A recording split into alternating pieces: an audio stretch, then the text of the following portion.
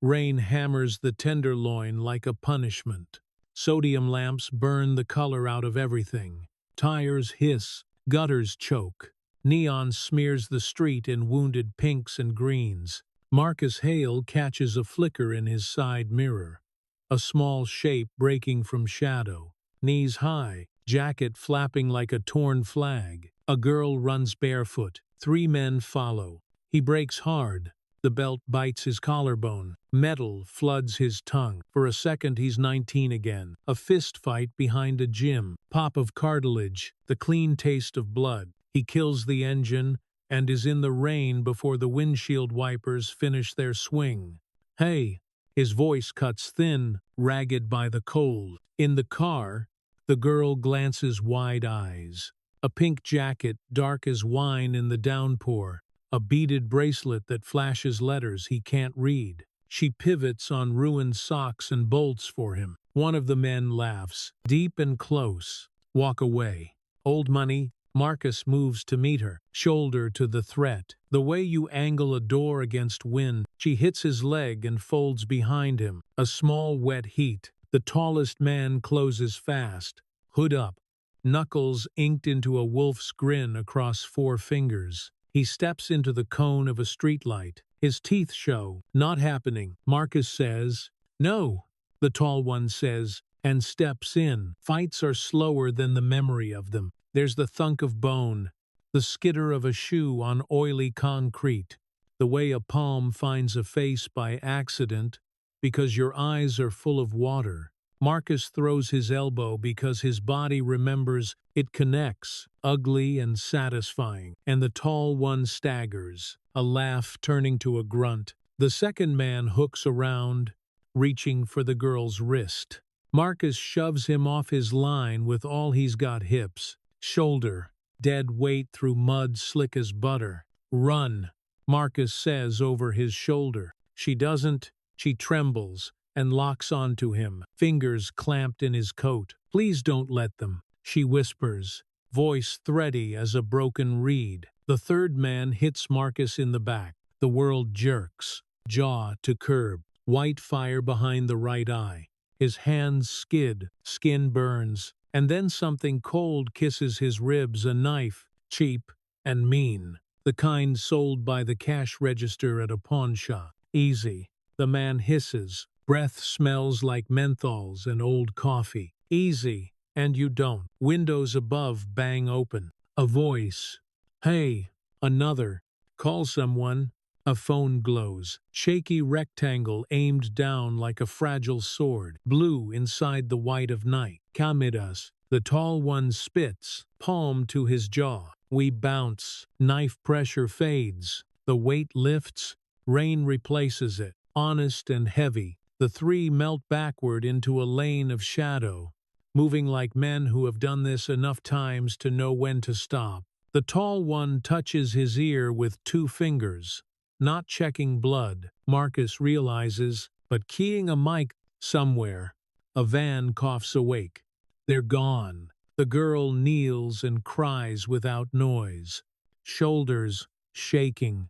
Marcus breathes through the iron taste, palms flat on wet street. When he tries to stand, his ribs grind like old wood. "Not your fault," he says, because she's already apologizing. Her bracelet shivers as she wipes her face. Pink beads, letters crooked from where? He sees them now. "NIA. You hurt," she says. "I've had worse. Because of me. Because of them." The city stares. Curtains twitch and settle. The phone in the bright window wavers, then disappears. The tall one's laughter hangs in the alley a half-beat longer than it should. Marcus puts himself between Nia and whatever might still be watching. "Police," he says, out loud, to test if it sounds like an answer. He sees the station 10 blocks away. Fluorescent hum, fingerprints pressed in black ink, a printer warming up. He also sees a newspaper clipping pinned to his office corkboard,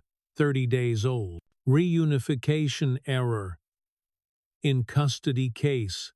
The photo was a little girl in purple Crocs, Hair in beads. The obituary ran 3 days later. Policy had been followed. Doors had been closed. He swallows. The metal stays.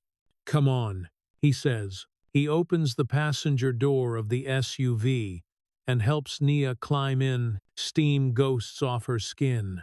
She's so light, it's indecent. He drapes his coat over her shoulders, clothes heavy and clinging. She watches him start the engine with an animal's tired suspicion. "Please don't take me back," she says. "Please." He signals left for the station. He turns right.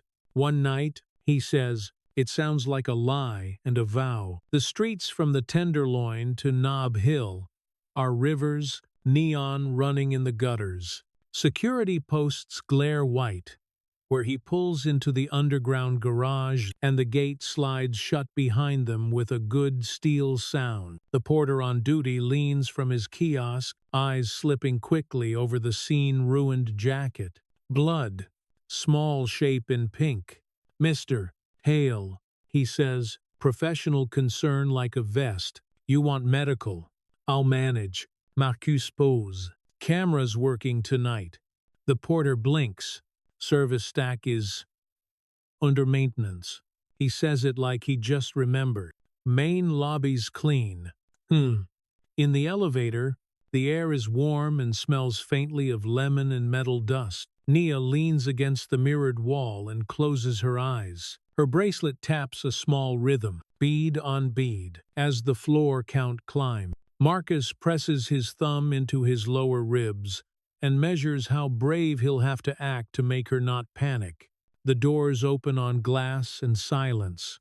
His penthouse breathes like a museum high. Clean spaces, a city framed in 100 windows. He toggles the lights down and the rain becomes a silver screen.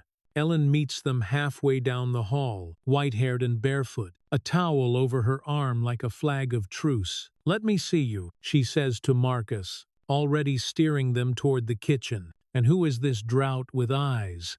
"Nia," he says. He leaves a trail of rain on the stone, like a map he is too tired to be embarrassed about. Ellen wraps the girl in a towel that swallows her and sets a mug of hot water between her hands. "Sip. Slow," she says, as if speaking to weather. To Marcus. "Sit." He sits. The stool is too hard and he is too old for this, and he would do it again. Ellen cleans his scalp with something that stings and smells like a doctor's office. "Cotton blooms red. You need stitches. I need ibuprofen. You need a better story," she says, not smiling. "What happened?" He looks at Nia, who is watching the windows like they might turn on her. "Found here," he says. "Men behind." "Wolves," Nia says. It's the first word she offers without fear strapped to it. She lifts her hand without thinking, showing the knuckles of memory. "Right here. Tattoo." Marcus says. "I saw it." Ellen's mouth hardens. "Police." "Not tonight." "Marcus, I'll call someone else." He steps into his office, a quiet room of oak and glass, and the soft tick of a frame clock. Rain ticks too. He dials a number he shouldn't still have. It rings twice. Cole answers with sleep in his voice and a mood like gravel. "Whatever this is, be expensive." "It is," Marcus says. He keeps his voice low. The door open, so he can see Nia's silhouette in the kitchen. "I need a name from a tattoo." Wolf across the knuckles. Right hand. Tenderloin crew. Cheap knife. Coordinated retreat. Radio. Cole wakes fast. "You alone. For the moment, text me what you got. I'll ask my wrong friends." "Thanks. Don't thank me yet." Marcus kills the call and stares at the framed clipping on the sideboard. The girl in the purple Crocs has a smile too big for the box it's printed in. He thinks of the station fluorescence again and decides he'll carry the sin if that's what this is. Back in the kitchen, Nia has a small wooden box on her lap. He didn't see her take it out of her jacket. She opens it like it's breakable from the inside. Inside, a Polaroid with fingerprints worn into the white a coil of string, a penny. The photo shows a woman with tired eyes and good hands, arms around a smaller Nia, both squinting into too much light. Your mom? Marcus asks. Nia nods. Yav said. They took her, she says. And then the words go brittle. She doesn't cry. It scares him more than crying would. We'll find her, he says. It sounds thin, and he hates that it does. Ellen settles a blanket over Nia's knees. The girl's eyes finally sag, the body running out of places to hide. Guest room, Ellen says softly, as if they've decided something else later. Then you two idiots can talk about the part where the service cameras are conveniently on maintenance. I meant of already on the list, he says. They walk the halls slowly. The apartment hums a low HVAC breath. The occasional tick of metal contracting, the rain's shush against glass. In the guest room, a nightlight throws a small moon on the wall. Nia stands very straight beside the bed, box clutched, looking like a soldier, pretending to be a child. You're safe here, Marcus says. For how long? She asks. He doesn't lie. Long enough to make it true. She gets under the blanket with the box tucked to her chest. The lamp warms her face into something softer. He watches her breathe and retraces the fight, finds the seams, files, the sounds, the wolf grin, the fingers to the ear, the van that coughed to life. On the way back to the kitchen, something glints under the mud on his cuff. He peels it off. A small silver lighter, cheap, chrome, scratched. On the side, a decal, half-peeled, a cartoon wolf head over block letters. Wolver something. He flips it and finds a smear of old grease, tinted green, like the dye from industrial ropes. The kind shipyards use. He pockets it and feels his night tilt toward a map. He showers fast, water hot enough to make his cut sing. The towels smell clean. Ellen leaves 2 ibuprofen on the sink, with a glass like she's parenting by habit. He texts Cole. Lighter left behind. Wolf, dekel. Green rope grease. Van audio et sheen. Asterisk, asterisk. He adds a photo of the lighter under the bathroom light. His hands steady with stupid care. Asterisk, asterisk, on it. Asterisk, asterisk. Cole replies. Asterisk, asterisk. Don't open your door for strangers. Funny, Marcus texts back. In the living room, the city is 1,000 bright boxes stacked to the fog. He kills the overheads, and the place becomes a reflection pool. He sits where he can see the hallway and the front door and the kitchen and the line of the service corridor in the back. A habit from a life that should have outgrown habits. The building's security app scrolls quietly on his phone. Lobby cams, garage cams, a grayed-out tile for the service stack labeled Maint. He thinks about policy and paper, and the ways systems make tidy piles of mess. He thinks about a girl in purple Crocs, and a girl in his guest room, and a wolf grin across knuckles. The apartment settles, the rain softens, silence becomes an object, and sits in the room with him. Down the service shaft, a cable hums. The elevator stops on his floor and doesn't announce itself. The hum isn't the normal kind. It has a grind on the back end, like teeth on a bottle. Marcus turns his head, still in the dark, and lets the apartment tell him where it hurts.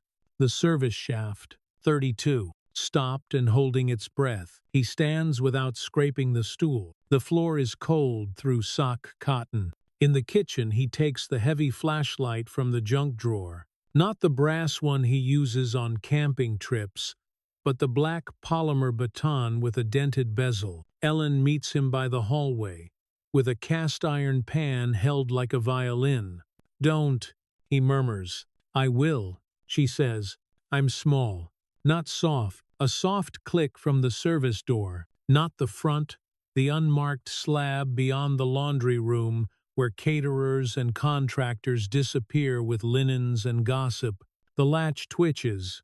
A keycard bumps the reader. Red, red, green. Marcus lifts a palm at Ellen and moves. Light low, body off the sill. He eases the handle back just enough to see hinge. Yamb. A slice of the corridor's fluorescent smell hits first wet wool. Copper pipe. A thread of lemon cleaner that doesn't belong at 2:17 a.m. Maintenance. A man whispers, not bold, not coy. Leak reported. There isn't, Marcus says. Not yet. The man says, and steps his left shoe into the wedge of space. Old sneakers, cracked at the toe. A ring of greenish stain freckles the sole where glue meets rubber. The same green as the rope dye still under Marcus's thumbnail. They look at each other through a gap you could barely post a letter through. The man is mid-40s maybe, with a mustache that tries too hard, and hands that don't. He holds a bucket and a laundry bag, props from someone who has watched how the building breathes. They told me to leave it unlatched, he says, voice pitched for the hinge. Cameras down was part 1. This is part 2. Who told you? I don't ask names when men show me pictures of my kid's school, he says. He doesn't blink. Sweat stands on his upper lip like dew. I know a stitched jaw when I see one, though. Wolf on the fingers. He touched his ear like he had an invisible friend.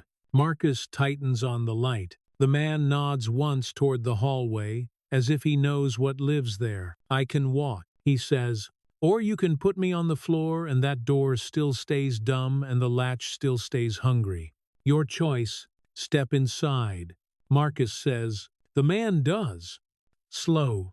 Ellen ghosts. Backward. Pan lowered but not away. He sets the bucket down and raises his empty hands at shoulder height. Luis. He says. Vega. Marcus.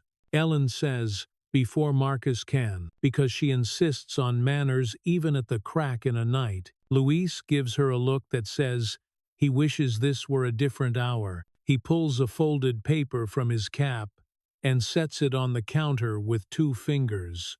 He doesn't push it forward. He doesn't move his feet. They said 3. He says, service car straight to the hall. 3 men.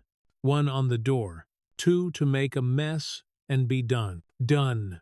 Ellen repeats, hand tightening on the handle. I don't get paid to say words like that. Luis says, he slides the paper with a nail. I get paid to carry a bucket. Marcus opens the fold. A warehouse address in Richmond, scribbled next to a name, asterisk, asterisk, Rafe Kincaid, asterisk, asterisk, and under it, a barcode sticker clipped from a shipping label with a stylized wolf head. The same clip art as the lighter, but clean. Walk me to the closet. Marcus says to Luis, no cuffs. Door stays open. You leave when I tell you. Luis breathes out. Fair. Ellen wedges a doorstop under the service slab and tapes the reader with a strip of painter's tape.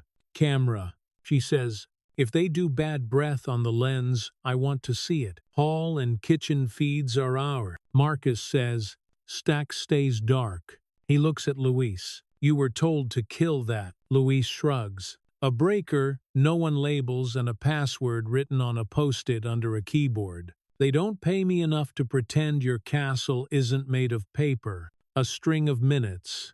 Then, quiet but moving. Marcus texts Cole a photo of the wolf sticker and the address, thumbs fast against the glass. Asterisk, asterisk. Name, Rafe Kincaid. Richmond Warehouse. 0300 hit planned here. Green rope grease. Fun audio. RFID badge spoof on service stack. Cole's dots bloom and vanish once before returning. Asterisk, asterisk. Kincaid runs the Wolver crew. Real name Raphael Concannon burned record. Uses a non-profit shell. Bay Respite Outreach. State grants. Contract foster beds. It's a conveyor belt. A belt. Marcus looks down the hall toward the room where a child sleeps with a wooden box under her chin and wants to pull the whole building into the ocean. Luis, he says, did they ask you to place anything? Luis hesitates. I don't. I didn't. What? Under your door, Luis says, ashamed and angry in the same breath. He reaches into his pocket and produces a flat gray puck the size of a mint. They call it a breadcrumb. Pings when a phone with the right app walks by. It's nothing to the eye. Marcus takes it with a napkin, turns it once in the light, and sets it under a steel mixing bowl. He can almost hear it thinking inside the dome. Phone, he asks. Burner. Luis says, trash chute ate it. Good.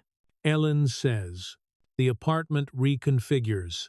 Ellen moves like she has practiced this and probably has. She pulls a narrow steel rod from under the pantry and jams it through the service door handle into a floor anchor, an old earthquake trick. She shows Marcus how she has kept it for years because the world breaks in patterns. They drag a bookcase to choke the hallway. It becomes ugly fast, which is what safety looks like after midnight. Marcus takes the wooden box from the guest room without waking the girl. He photographs the Polaroid on his desk blotter, the lamp angled to keep the glare from swallowing the eyes. He texts Cole again. Run face wreck. Own mum. Naya 6. Tenderloin. Cross-check. Missing persons. Last 3 weeks. Cole. Asterisk on it. Send any other keepsakes. Names on bills. School logos. Anything. There isn't anything else. That's the point of girls like Nia. They are meant to pass through systems without catching. He checks the SUV fob battery compartment and finds what he's hoping not to find, a rice grain tracker taped inside with the sort of tape you buy in a hardware store aisle called assorted. He peels it, lays it next to the breadcrumb under the bowl. The kitchen table becomes a small crime lab, 2 dumb eyes blinking where they can't see. Decoy. Ellen says. Trash chute. Luis says from the closet. Voice, careful. It opens to a shared service bay on 8. They'll chase the ping. If you feed it a little, they'll believe they're hunters. Can you get there without being seen? Marcus asks. Luis looks at his shoes. If you tell them you knocked me out. Done. He takes the bowl, tucks the puck and the tracker into a Ziploc from the drawer, adds the cheap silver lighter for flavor, and hands it to Luis with a nod. They step to the laundry room door. Marcus puts 2 fingers to Luis's shoulder, leaves a thumbprint of mud like a mark of Cain. You have a kid, Marcus says. Name. Rosa. Luis says. If anyone asks, you tried. You failed. I'm good at that, Luis says. And then he's gone to the chute with the bucket and the bag and the wrong eyes. Marcus returns to the living room. The app pings once. As the puck passes a live reader somewhere in the belly of the building, then pings again. Farther. Moving. A minute later, the lobby camera feed flickers and recovers long enough for him to catch a shape in a hoodie, glance up at the lens and turn away. A van idles at the service dock. He can't see the side panel from the angle, but he doesn't have to. Cole calls. No hello. Mom's likely Talia Ward, 32, school custodian. Missing persons filed by a neighbor, not the system. The Wolver Front Bay Respite has a contract for emergency placements with the city.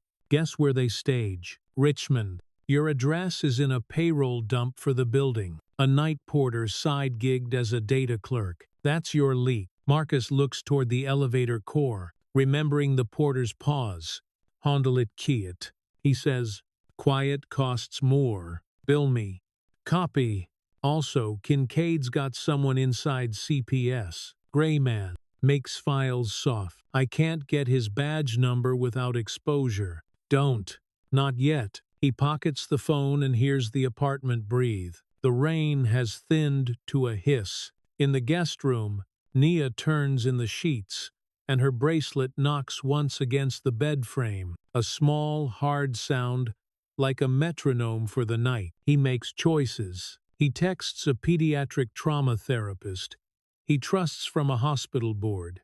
He hates. He sets a time for morning that will feel like a different world. He calls the building's chief engineer and has him throw the physical kill switch on the service car at the sub-level, not the software toggle that can be unswitched with a password on a post-it. He runs a magnetic sweep along the baseboards with a kneeling flashlight beam, not trusting what he can't see. At 2, Sushiyi. The breadcrumb pings from 8. At 2, Sushishi. It pings from the alley. At 2, Sushiwu. A sound like a metal trash can kicked sideways pops against the service dock camera. A shadow curses in a voice Marcus recognizes. The laugh is gone. The teeth remain. They bought it. Ellen says, hunters love the smell of themselves. Marcus says, she snorts. Put that on a pillow. The apartment settles again, but this time the quiet is choice. He sits with the wooden box and fits the penny into the coil of string like a coin in a child's magic trick. He slides the photo back into its groove with a finger that shakes more than he admits. His phone vibrates once more. Cole, asterisk, asterisk, warehouse layout inbound. 2 egress points. Side door welded. You'll need eyes. Don't play cowboy. Never did. Marcus types and almost smile, because that's the funniest lie he's told all week. He returns the box to the bedside like a priest setting a relic down. Nia's eyes open into the nightlight's small moon. You came back, she whispers. Every time, he says. Her hand finds his without looking. It's small and warm and stubborn. He stays until her breath drops into a rhythm that doesn't sound like running. The beaded bracelet presses into the back of his fingers, a circle of letters that meant toy once and homing beacon now. When he stands, a new sound threads through the apartment. Not the elevator, not the rain, a buzz under the window glass, like a mosquito trapped between panes. He moves to the edge of the floor to ceiling and looks down, then up. A drone hovers 10 yards out, red LED blinking like a heartbeat, angled toward the glass for a look past it. It rises, edges left, and arcs away into fog. He watches its light go small over the river of headlights on Van Ness. A clot of certainty forming where fear had been. They don't just want in, they want proof of life. He kills the overheads again, and the apartment goes to mirror. His face floats in the window with the city. A man holding a tiny box and a borrowed war. He writes one more message to Cole without thinking. Asterisk, asterisk. They're escalating to aerial, asterisk, asterisk. Then he adds the only order he'll ever give that feels like a prayer. Asterisk, asterisk, make it fast. Morning comes in hard angles, pale light, off glass, coffee that tastes like pennies and burnt toast. Marcus keeps the apartment dim and lets the city fill in the edges. Sirens far down Van Ness, a truck coughing at the service dock, the whisper of rain on the panes like someone sanding the sky. Cole arrives in a navy ball cap and a wool coat, still holding fog. He doesn't sit. He sweeps the room with one quick glance and sets a pelican case on the island. Bag it all, he says. No kitchen towel heroics. Marcus slides over the ziploc with the breadcrumb and the rice grain tracker. He adds the cheap silver lighter and a swabbed sample of the rope grease he found on his sleeve, sealed in a hotel shampoo bottle because he ran out of science. Cole clicks open the case. Evidence bags with blue stripes, tamper seals, a clipboard with chain of custody forms pre-filled in block letters. A portable Faraday pouch lies on top like a small, black coffin. Property tag. Cole says, nodding at the lighter. Kitchen drawer 3. Ellen says, already moving. She comes back with a roll of white stickers she uses for labeling spice jars. Will these insult your process? Only if you spell oregano wrong, Cole says, and writes the time, date, and location anyway. They work wordless for a stretch. Gloves, photos, with a scale card, seal, initial, log. The puck goes into the Faraday pouch with a soft gulp of air. The tracker gets taped to a card and dropped into an anti-static sleeve. It all looks official, which is a kind of armor. A soft knock at the door, not the service slab. The front. Ellen checks the peephole and shows Marcus 3 fingers prearranged. Friendly. He nods. Dr. Hara steps in wearing a charcoal sweater, hair in a salt and pepper twist. The pediatric trauma specialist smells like eucalyptus and copier paper. She sets a small, battered satchel on the coffee table and doesn't reach for a handshake. I'll need 10 minutes, she says. No police, no leading questions, one caregiver present, Ellen. Marcus says, of course, Ellen answers. Already halfway down the hall, Marcus wants to hover. He doesn't. He stands at the window with Cole and watches the street breathe. It's cleaner in daylight, and somehow worse. Everything visible is a distraction from what isn't.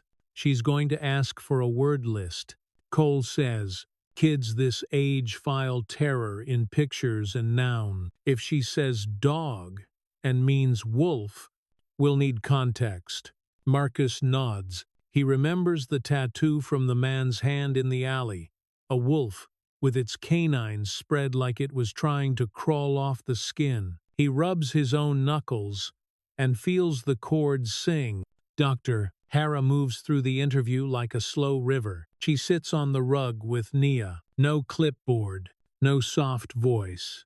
Either. Kids hear fake a mile away. She gives the girl 4 cards. House, car, night, hand. Nia taps hand and looks up without moving her head. On your hand, Dr. Hara asks, showing her own. Nia shakes. She touches her wrist, then pinches the space between her fingers. Between. Dr. Hara murmurs. 4 bones. 1 picture. Wolf. Nia says, barely. A thumbnail sound. What did the room smell like? Dr. Hara asks. Shifting track. Pool. Nia says. But not summer. Chlorine. Cole says under his breath. Dr. Hara nods once, as if a bead clicked on an abacus. What color were the walls? Nia squints into her memory like she's staring at a sun. Shiny. Like the pan, she says, pointing to Ellen's cast iron on the stove. Epoxy. Cole says. Industrial food-safe paint. Easy to hose down. Hara keeps on. No rush. She lets silence do the lifting. When it gets heavy, she breaks it with a memory of her own. A silly dog she had as a kid that ate socks. A small permission granted so the girl can take one for herself. In the end, they have anchors, wolf knuckles, chlorine, shiny walls, a humming sound Nia makes with her throat to mimic a low, steady machine, compressor or HVAC, the way hunger feels when breakfast keeps not coming. The last one makes Ellen step into the kitchen and take a long breath by the sink. Hara closes the satchel. No promises. Mr. Hale, she says softly, but she'll talk again. More will surface when she isn't bracing for an aftershock. Thank you, he says. She trusts your feet. Hara adds, not your voice, where you stand matters. A second knock interrupts them. Harder. Cole looks at Marcus. He checks the peephole and sees a woman in a slate blazer, hair pinned in a precise coil, laminated badge on a gray lanyard. CPS.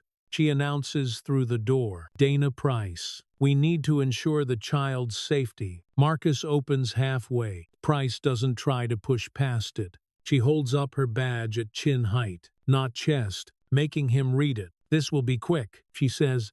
"A welfare check. No publicity." Marcus says, "No file that says her name. If I could make that world for you, I would." She replies, "Give me 5 minutes. A signature and a temporary protective order we can draft as soon as the judge logs on. Otherwise, any officer who wants can remove the child at will under color of statute. You won't like it, and you won't stop it." She's not wrong. He hates her for being correct and lets her in. Price's eyes take the room like a scanner, not prying, calibrating. She spots the evidence bags on the counter and the Faraday pouch, and doesn't flinch. She sees Dr. Hara and gives a small nod of professional recognition that reads like a password. "We're not in the habit of public rescues at penthouses," Price says, dry. "Let's keep it that way." They sign the short forms: temporary guardianship, emergency medical consent, a protective order request with the names left blank. Price scrawls Jane Doe Juvenile in the space where a future would usually go. "Expect a call," she says to Marcus quietly as she caps her pen. "From inside my house. My director owes the Wolver boys favors this election year. If he asks for access, he'll say words like coordination and best interest. He means control." "Why are you telling me?" Marcus asks. Price looks at Nia, who's tracing the pattern on the rug with a finger. "Because I'm tired of losing children to acronyms," she says, "and because if you screw this up, I want to be able to say I warned you." Gray, he thinks, not ally, not enemy, just someone living where the gears grind skin. As soon as she's gone, Cole drops a manila folder on the island. Floor plans printed from a city permits portal, satellite images with red grease pencil circles, a heat map of the Richmond warehouse's power usage pulled from a utility subpoena he definitely didn't get through the front door. They run a bank of compressors at night, Cole says, tapping the graph. Power spikes at midnight and drops at 6. Refrigeration or climate control. They don't want odor or temperature variance. The west wall has a painted logo half sanded off. City workers photographed it with an inspection report last year. Wolf silhouette. The place used to be Wagner Cold Storage. It's cheap to hide people where meat used to sweat. Marcus stares at the plan until it turns into a maze. 2 entry points, a loading dock with a roll-up gate, and a side personnel door welded sloppy. He traces a route with his finger from the alley to a corridor, to a room marked cold in stenciled letters on a decades-old map. It won't be the same now. The bones, though, stay bones. Tonight, he says, recon, not raid. Cole says, "You bring eyes. You don't bring a cape. I know what I bring." "Good," Cole says, "because I'm calling a friend at the U.S. Attorney's office under a name I haven't used in 5 years. She'll want a clean package. Time stamped, chain of custody intact. No cowboy footprints in her affidavit. Then give her one," Marcus says. Afternoon turns to a smeared gray. Ellen packs a small bag for Nia, like an old habit sweater, socks, toothbrush still in plastic, the wooden box wrapped in a dish towel the way you carry an egg. She puts the beaded bracelet in a side pocket and zips it with her thumb like a seal. "You'll be back before this cools," she tells Marcus, touching the pot on the stove. "Don't make me reheat stew." "Home cooking threat," Cole says. "The worst kind." Marcus changes into darker clothes, not tactical. Workman, boots with quiet soles, a jacket that won't snag. He tucks a small body camera under the flap and tests the field of view with a sweep of his hand. The video blinks live on Cole's tablet, with a small, steady latency that makes it feel like he's watching himself from a half-second in the future. He kneels at Nia's level. She doesn't speak. She touches his shoelace and unties it. The knot is a mess. He fixes it, slower than he needs to, because he wants his hands steady when they go. "You'll hear the door," she whispers, like a pact. "You always do." "I will," he says. Dusk in Richmond carries a different air salt from the bay, mixed with hot rubber and the metallic ghost of old Freon. The warehouse district is a geometry problem in cinder block, and chain-link sodium lamps throw dirty cones of light. Somewhere, a forklift beeps with a bored rhythm. Somewhere, a dog barks like a doorbell that doesn't belong to anyone. Marcus and Cole park 2 blocks away and walk the rest in the noise shadow of a passing train. Their breath shows in small flags. The cold gets up under the jacket hem and tests his ribs. He likes it. Pain keeps the mind clear. They cut through a lot sprouting weeds from cracks. The building sits low and long. A wolf head, half-bleached and bitten by time, lurks on the west wall above a strip of patched stucco. The roll-up door is down. A sliver of light leaks from the personnel door at the corner where a weld seam looks like a drunk signature. Cole lowers a small drone from his backpack and palms it into the air. It's quieter than the one that stared at their window. No hobbyist LEDs, just a matte insect with disciplined rotors. He pilots it low, hugging eaves, letting it find the wash of exhaust from a vent and ride it like a thermal. The tablet shows a grayscale world at first, then sharpens into color. Inside, a corridor lined with insulated panels, a camera with a split dome like a lazy eye. The drone slips past when it spins toward a different gilt. A room opens. Metal tables, a mop sink, yellow wet floor sign tipped on its side. A smell comes through in imagination: bleach, overlaid on something heavier that no solvent really kills. Cole steers for the hum. Compressors sit in a row behind a caged wall, each with a red tag and a number re-stenciled in white. A single work lamp burns on a stand. A man in a hoodie checks a gauge with 2 fingers, taps the dial like he's asking for an answer, and moves on. The drone slides along the ceiling toward the back. The picture stutters once, rights itself. A curtain after a utility door, heavy vinyl strips like a car wash. The drone noses through. Cold air fogs the lens for a heartbeat. When it clears, the image sticks. 7 cots, 4 occupied. One woman watches the door, eyes glassy and wide, like she's keeping a secret in by staring it down. Another curls, fetal under a foil blanket, face covered. A third sits upright with a wrist wrapped in gauze that's gone brown at the edge. In the corner, a 5th body too small to be a body tries to be a shadow. Marcus swallows against dry. "Timestamp," he says. "Running." Cole answers. He logs the stream hash on a separate device and photographs the screen with a second phone in the same frame as a wristwatch for redundancy. It's boring work. It's the only work that sticks. A door opens off-frame. A man walks in carrying a clipboard and a paper cup. He doesn't look at the cots. He signs something. He tucks the pen behind his ear. When he turns, the drone gets his face in 3 clean frames. Rafe Kincaid, younger than his file photo, older than the last rumor, a scar biting the mouth into a permanent smirk. He speaks to someone out of shot. The audio is a low smear in the drone mic, but a few words survive the cold. Transfer, midnight, drop, Richmond, Marina.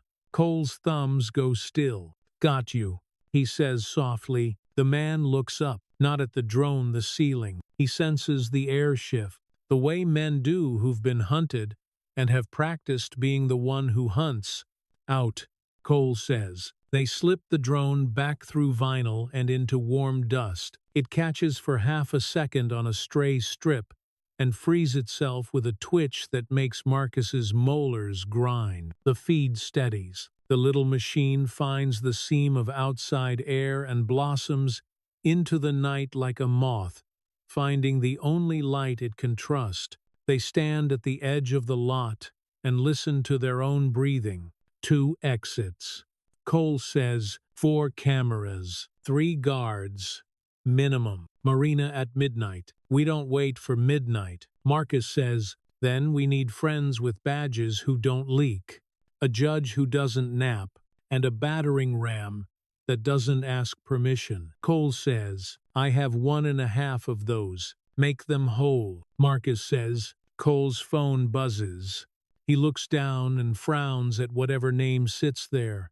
Gray man, he says. CPS wants to coordinate. Price warned us. Marcus watches the warehouse. A moth kisses the light by the personnel door and dies to it. The wolf head mural keeps its grin. He feels the wooden box under his jacket where he shouldn't have brought it and knows it anyway. Weight against the ribs like a clock. We don't coordinate, he says. We move. A wind shivers the chain link and combs the weeds flat. Somewhere out on the bay, a horn moans. A freighter turning in fog. They turn with it, already calculating the angles, already writing the names they'll need to say in the right order. Behind them, the wolf on the wall watches without blinking. Fog drags its belly along the Embarcadero and leaves the glass slick with a salt film. The city looks paused mid-breath. Marcus stands with Cole at a steel table in a windowless conference room where the fluorescent hum eats every word and gives back a headache. A wall clock ticks like a finger. Duty night in the federal building. Assistant U.S. Attorney Alicia Reyes sweeps in with a laptop and a canvas tote that reads evidence is a love language.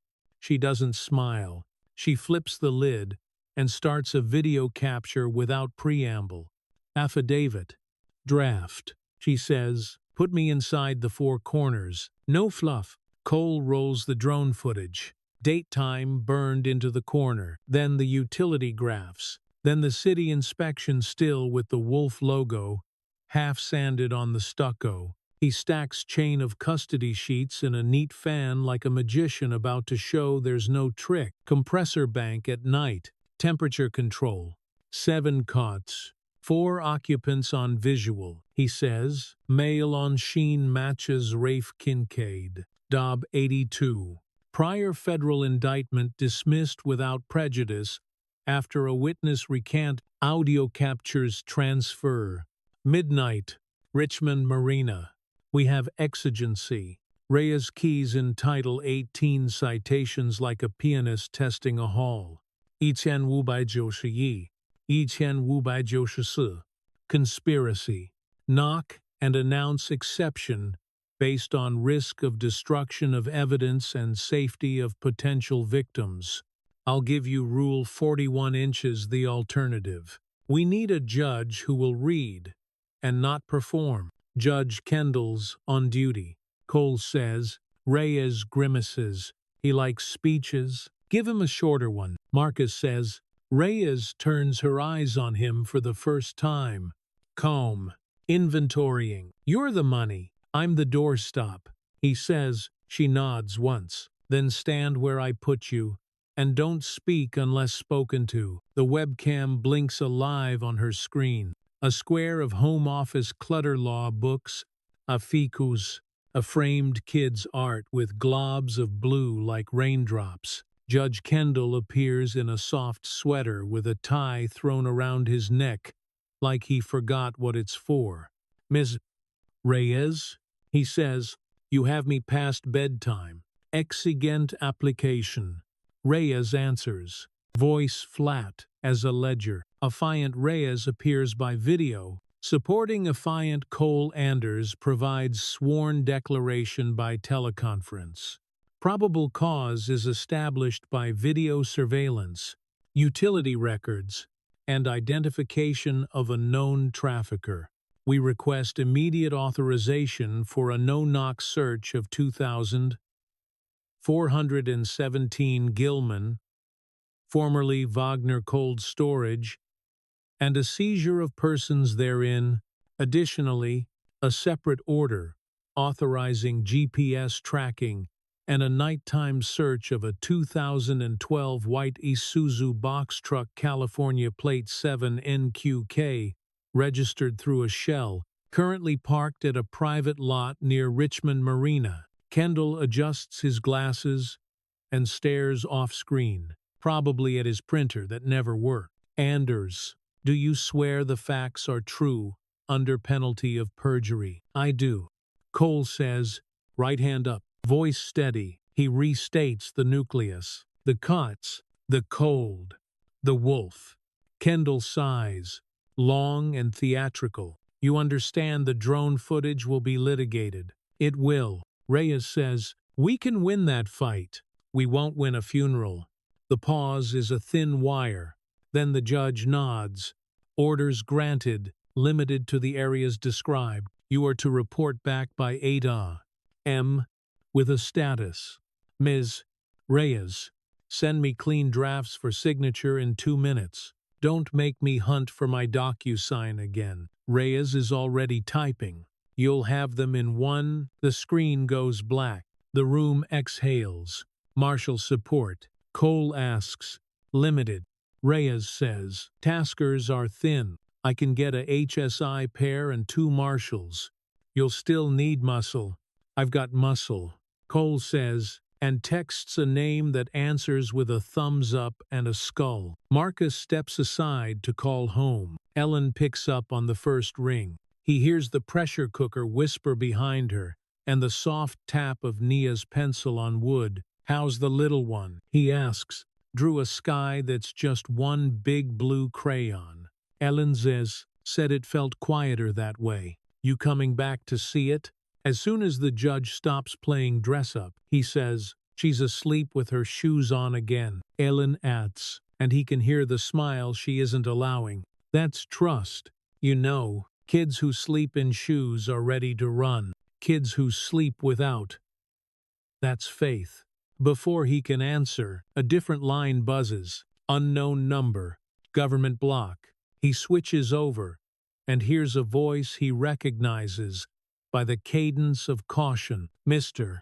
Hale, Dana Price says, I told you I'd call when my house leaned on yours. Consider me leaning. Say it straight. He says, my director met with Councilman Dover at 5. Dover's tied to a donor who likes the Wolver boys.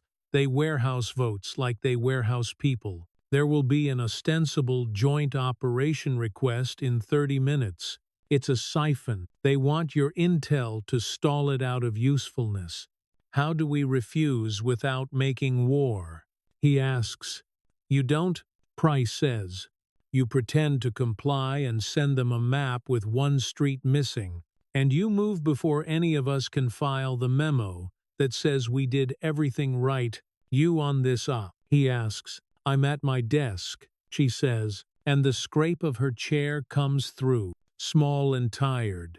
But I put a note in your file in invisible ink. If anyone asks, I tried to help. He hangs up and stares at the gray paint until it turns a color. What he feels slides under language and stays there. Reyes closes the laptop. We have paper, she says. We lack time. Richmond first, Cole says. Hit the marina before they roll. Then bounce to Gilman with the marshals. 2 forks. 1 bite. Split small teams in the dark with limited comms. Reyes says, I love being deposed. Your sense of fun is broken. Cole says, they stage in a lot behind a shuttered muffler shop. 4 vehicles. A Marshall SUV in anonymous gray. A boxy HSI Suburban with an antenna farm.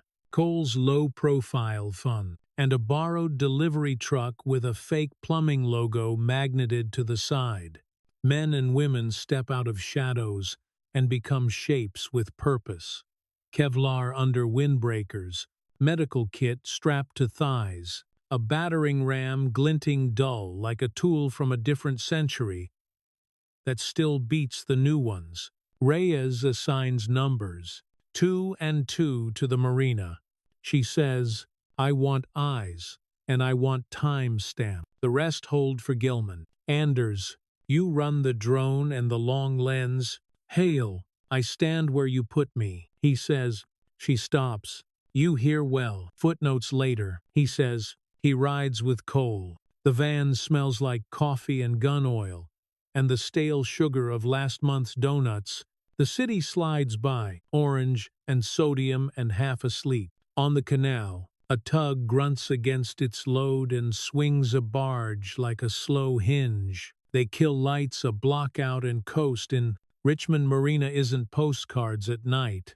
It's corrugated roofs and gulls with dead eyes, and a wind that feels like wet cloth. The lot holds 3 vehicles. An old Acura, a pickup with a ladder rack, and a white Isuzu box truck that matches the plate on the warrant, down to the mud smear on the left fender. A man in a beanie smokes by the cab and checks his watch with the resignation of a wage.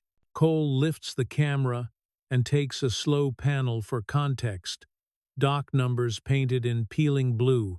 Arustet Gleat, a seagull pecking a French fry in perfect, amoral focus. Time, he murmurs, and the second hand on his watch clicks over 11. Sushirar. 2 silhouettes appear from the dock side, pushing a pallet jack. A tarp mounds on it. The shape is wrong for cargo, you can admit. The beanie man flicks his cigarette, lifts the roll-up on the truck halfway, and the cold air that leaks from inside hits Marcus across the lot like a slapped face Freon and old fruit, rot-framed by cleanliness. He feels the wooden box he shouldn't have in his pocket shift against his hip, like a reminder with edges. Hold. Reyes whispers in his ear from the Suburban, a street over. We take the driver, then the back. Marshals. On me. Footsteps. Fast. Behind them. Not theirs. Cole's hand goes up flat. He pivots the lens left and catches the source in the frame. 2 men in polo shirts under zip-ups. Badges on lanyards. Wrong rhythm. Wrong time. City investigators. One hisses, breath turning white. We're supposed to coordinate, we were told. Nope, Reyes says into her mic like she's tasting a lemon. They'll burn us. Task them to perimeter. And keep them talking. Gentlemen, Marcus says, stepping into their line of sight before they can step into his line of fire. He puts both palms up, soft. You just saved me a lawsuit. Stay right here and witness. If anything goes sideways, you get to say you weren't inside the sideways. It'll look good on paper. They hesitate, caught between ego and fear. Ego blinks first. They nod. They hover. They stay leak and label, which is what he needed. The pallet jack squeals. The tarp slides an inch and shows foil blanket shine underneath like fish scale. The driver slaps the metal with an open hand to quiet it, because sound means attention. A gull shrieks at the wrong moment, and the beanie man startles, bangs the roll-up higher, and the interior light pops on. Reyes' voice goes flat. Go. It moves fast. Marshals pour from shadow. HSI takes the driver down and keeps him breathing. Cole is a lens and a witness. Every frame, a stamp. Marcus holds open air, and the city holds its noise. Then the lights die. Not the truck, the marina. Every sodium lamp pops and goes black at once. Like a child's hand over a switch, the world turns into a bad dream noise without edges. Bodies without faces, shouted commands like shards. A generator coughs somewhere and refuses to wake. Cole's camera iris hunts and fails. The feed on his tablet slides to gray, then to nothing. Radios crackle with a static that isn't accidental. Grid cut, Reyes says, voice calm inside the dark. Plan B. Flash. Clear. Count. Marcus breathes and tastes metal. He hears the water slap pilings, the clatter of a dropped wrench, the small sound of someone trying not to cry through a hand. He thinks of the compressor, hum, and the way silence is just another machine. He tightens his grip on the air and waits for the first flash to paint the scene. They pop chem lights, and the world blooms in bruised green. The marina is a cutout theater, edges carved by flashlight cones, breath showing like speech, commands overlap but stay clean. Hands. On your knees, clear left. Truck secured. Marcus stays where Reyes parked him, one palm on cold steel, feeling it sweat against his hand. The dark carries a hum that isn't electricity. It's the water knocking pilings, the animal rattle of someone's teeth. Cole shoulders past, a strobe on his rifle. Throat lamps the interior of the Isuzu, two bodies under foil, alive. He calls, pulse present. Three more on the floor.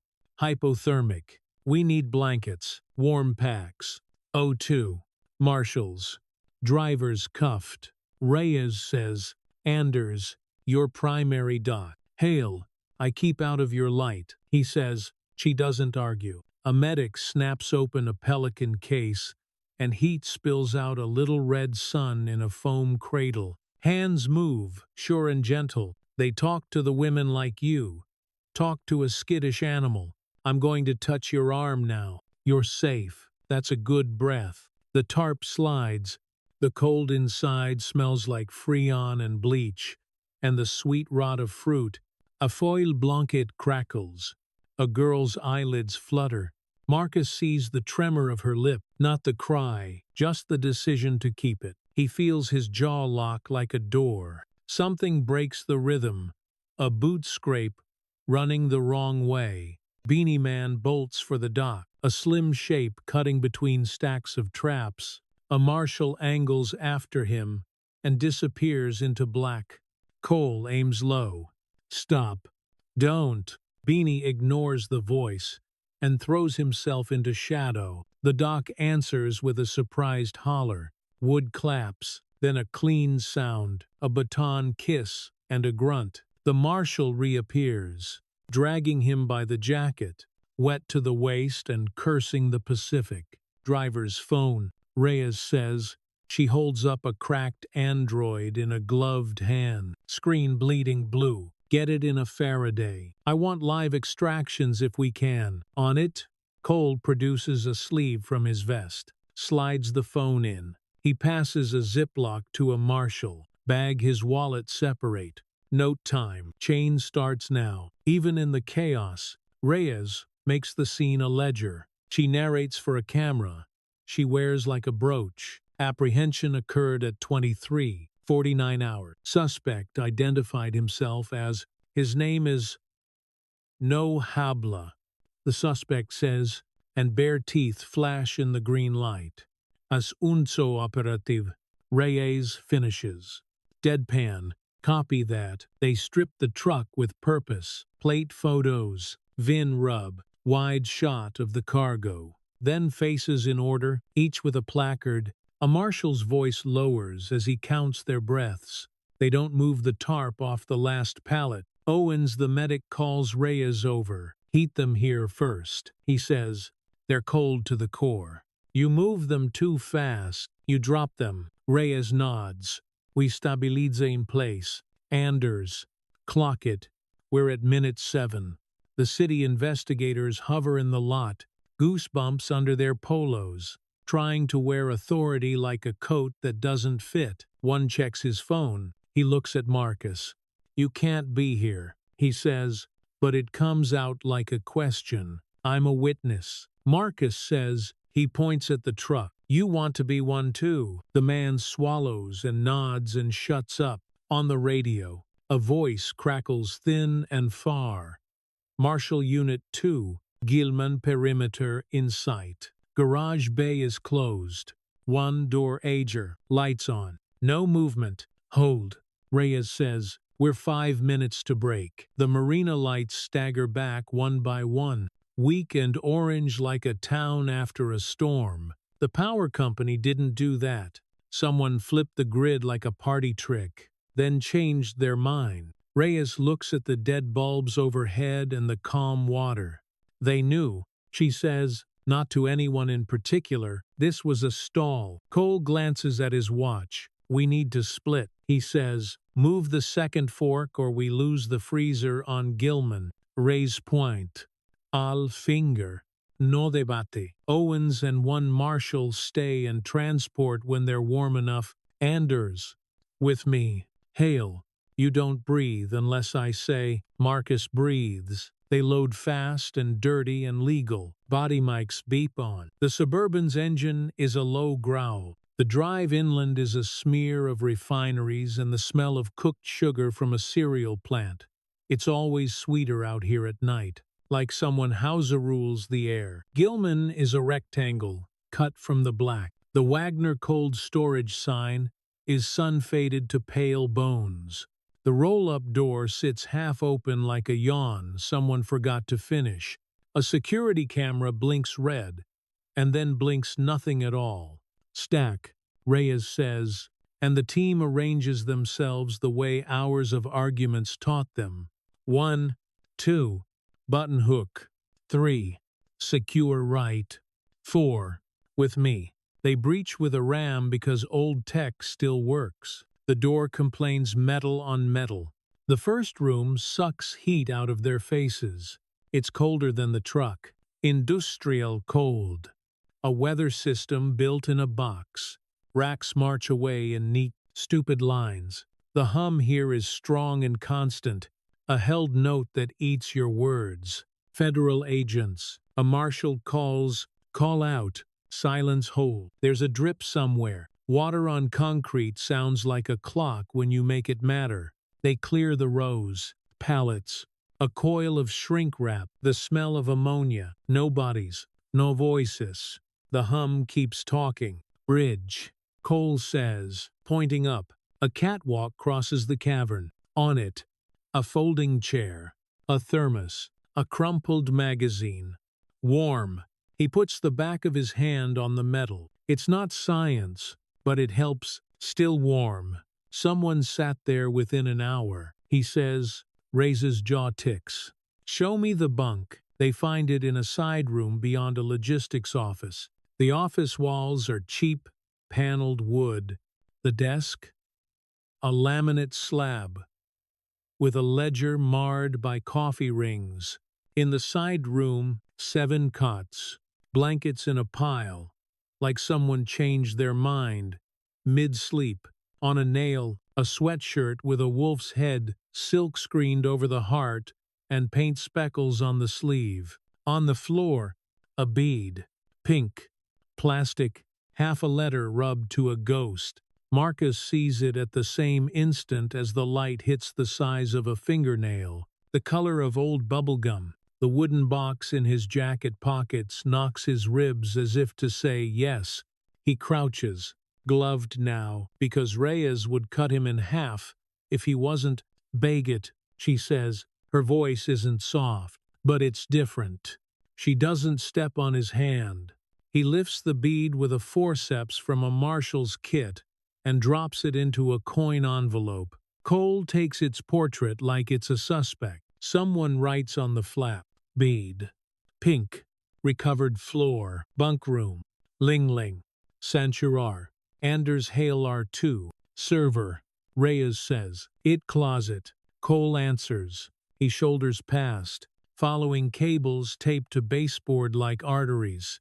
The closet is a narrow coffin with a 2-rack stack of junk, an outdated NVR, a tangle of Ethernet, a switch with port 4 blinking a broken rhythm. He unlatches the recorder, finds a 4 terabytes drive humming inside, labels it in a voice for the record, seizing DVR, serial ending in 6J7. He says, he pulls the power, lets it spin down, hands it to Reyes. She bags and tags. "We'll dupe immediately.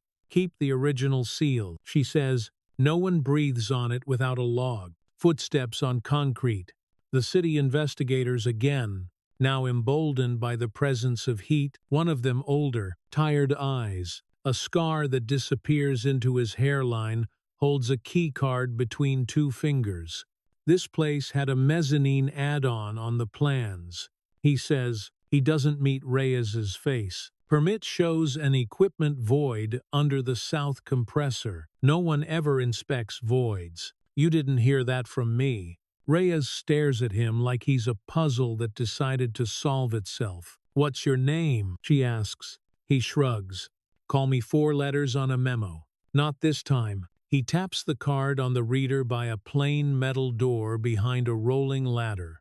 It clicks like a throat clearing. The stairwell is narrow, steeper than code. The air changes. It's warmer, then suddenly cold again, like the building keeps weather folded. At the bottom, a room the size of a 1-car garage, walls lined in foam board. In the middle, a plastic table with straps screwed through. No one's on it. On a shelf, a tool case with syringes still in blister packs, and a roll of duct tape, the color of dust. On the floor, salt rings where melting ice made patterns, and went away. Marcus grips the jam with his fingertips until his knuckles go white. He has the impulse to break the table in half and push it into the ocean. He holds still because evidence is a love language. Cole photographs everything, slow and thorough, needles sealed. He says, "Lot numbers visible." Potential script fraud. We can track those to a pharmacy or someone's trunk. He points at a camera bubble in the ceiling, a cheap dome wired to nothing. They recorded down here too. We need that feed. Regis Radios. We're seizing all NVRs. Bring me a portable right blocker. I want a live clone in the field. Her phone buzzes in her breast pocket. She answers by saying nothing. A voice bleeds through, tiny and acid. Joint operation. It says, Councilman Dover's office demands to be briefed on your findings. Reyes hangs up without moving the phone from her ear. We're done briefing predators, she says, and the older city investigator's mouth twitches, like he almost smiled, and then remembered who he works for. They move fast now. Photos, measurements, a scrap of receipt taped under the table with a manic humor that isn't funny. Somebody wrote, "Do not remove," in red Sharpie like a joke for the cleaning crew. Cole peels it off with a blade and slides it into a bag. The date on it makes Reyes curse under her breath. Yesterday, the ink is still a little shiny. Outside, the street holds a new engine note. City sedans fanning out, doors closing with bureaucratic thud. Reyes looks at the doorway and calculates a fresh fight. She nods to Cole. Clones? She asks. He holds up a portable drive with a progress bar half full. A snail's parade of green, 2 minutes. Then we were here for 1, she says. Marcus steps back into the bunk room while they wait and picks up a blanket. He lifts it to his face like he might smell time. It smells like lemons and coal, like someone tried to erase the truth and only moved it around. His phone vibrates. A text from Dana Price. I didn't call you. You didn't hear me. They'll arrive noisy. Be gone. Then a second message. Uncharacteristically human. I can't fix the people. I can fix the paper. He pockets the phone and looks at the bead envelope in his hand. It feels heavier than it should. The clone finishes with a beep that sounds cheerful in the wrong room. Reyes seals the original drive with a strip of red tape that says void if you try to pretend. She rips the excess with her teeth. We're out, she says. They leave through the same door they broke and pass the city delegation filing in. Clipboards like shield. Council staffers have the moral certainty of wet paint. One starts to speak. Reyes raises a palm. Not rude, just final. Scenes federal, she says. We'll be in touch for the ribbon cutting. They move before talk becomes tar. Outside, the air smells like cut metal. Sirens skitter the edge of hearing and then roam away, hungry for somewhere else. By the time they reach the lot, dawn is an idea on the far side of the bay. The hum here is quiet. The compressors upstairs tick as they cool. Each click another second. They lost. Marcus stands under the roll-up and watches his breath blur the line of the door. In his pocket, the wooden box edges his hip. Familiar weight. Wrong place. He opens his hand and looks at the coin envelope, the pink dot visible through the paper like a small, stubborn sunrise. "We were late," he says, not loud. No one answers because there's nothing to correct. The hum stops. The silence that settles isn't empty. It presses. It tells him exactly how much is missing. They walk the evidence in like it could explode. Two marshals carry the Pelican case as if it's glass. Reyes holds the sealed drive in her palm, thumb on the red void tape, a priest with a relic. The corridor to the task force suite hums under cheap fluorescent, bad ballast flicker, giving everyone a slow-motion headache. "Chain," she says. "Chain. Colechos." He shoves the door with his elbow. Inside, the room looks like an insurance seminar got mugged by a SWAT van. Folding tables. Stale coffee. A whiteboard that's been cleaned too many times and still ghosts the old plan. A tech with a dinosaur tattoo rolls out the right blocker and sets the DVR like a loaf on a cutting board. Label reads NVR. Wagner Cold. The tech says Serial 6J7. Initial imaging with SHA 256 verification. Target 2 clones. 1 working, 1 master. You're on camera. Reyes leans into the lens on the corner tripod. Seized at 00. 29 hours from server closet. Original seal intact. Unsealed by S.A. Reyes at 02. 11 hours for imaging. Witnessed by S.A. Cole and Mr. Hale. The tech's fingers move quick. SATA cable clicks on. The right blocker chirps. On the laptop, a terminal window blooms with scrolling hex. He narrates for posterity. #1 begin. Estimated time 58 minutes if the gods behave. Marcus stands with his hands empty and hates it. He can buy stadiums. Here he can hold a wall up with his shoulder.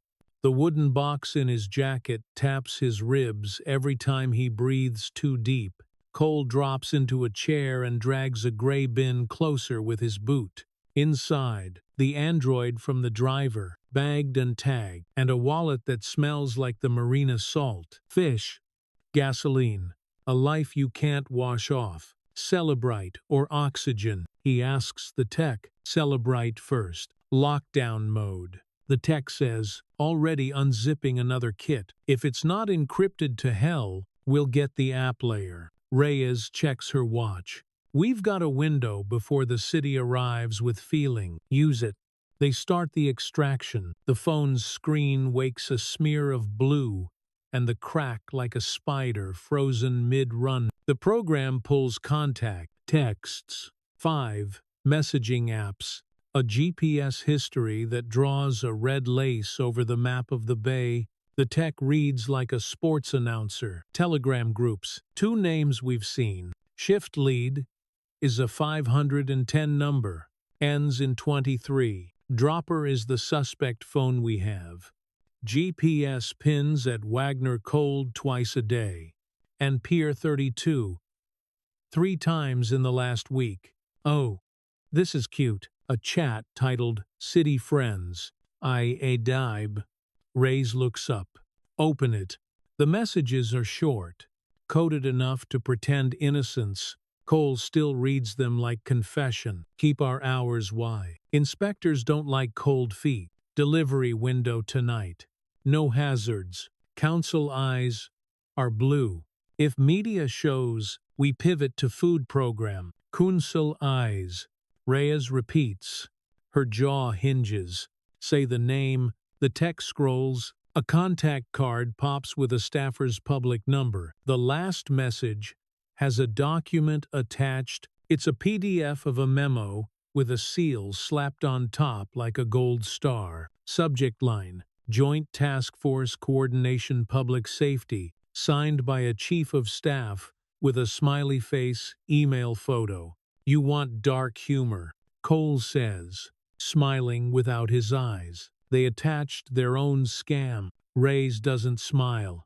Screen grab, print, upload to USAO box. The DVR clone dings that bright, wrong cheer. The tech flips the drives, starts the second copy. He slides the first clone to a different laptop, plugs it in like he's afraid it will bite. A static menu appears, grid of cameras, timestamps, in white type that jitter by a second. Playback, he says. They watch a slab of coal. The warehouse is a gray lung. Men move in little figures. Ant paste, off and backs in, brake lights, smear the lens. Two silhouettes lift something heavy wrapped in silver. They are efficiency, not cruelty. Cruelty is assumed. Pause. Zoom on that, Reyes says. The tech crops the frame and punches the pixels until they stop revealing and start lying. On the forearm of the closest silhouette, ink. A wolf's head with fangs down the tendons. The same graphic as the sweatshirt on the nail. He taps the lens with two fingers like he's checking if it's awake. Then he grins. He knows exactly where the cameras are. Wolfman again, Cole says. Probably our shift lead. The video keeps going. A timestamp stutters, jumps forward 10 minutes, then tries to correct. The tech makes a sound with his teeth. That's not a camera hiccup, he says. That's a restart.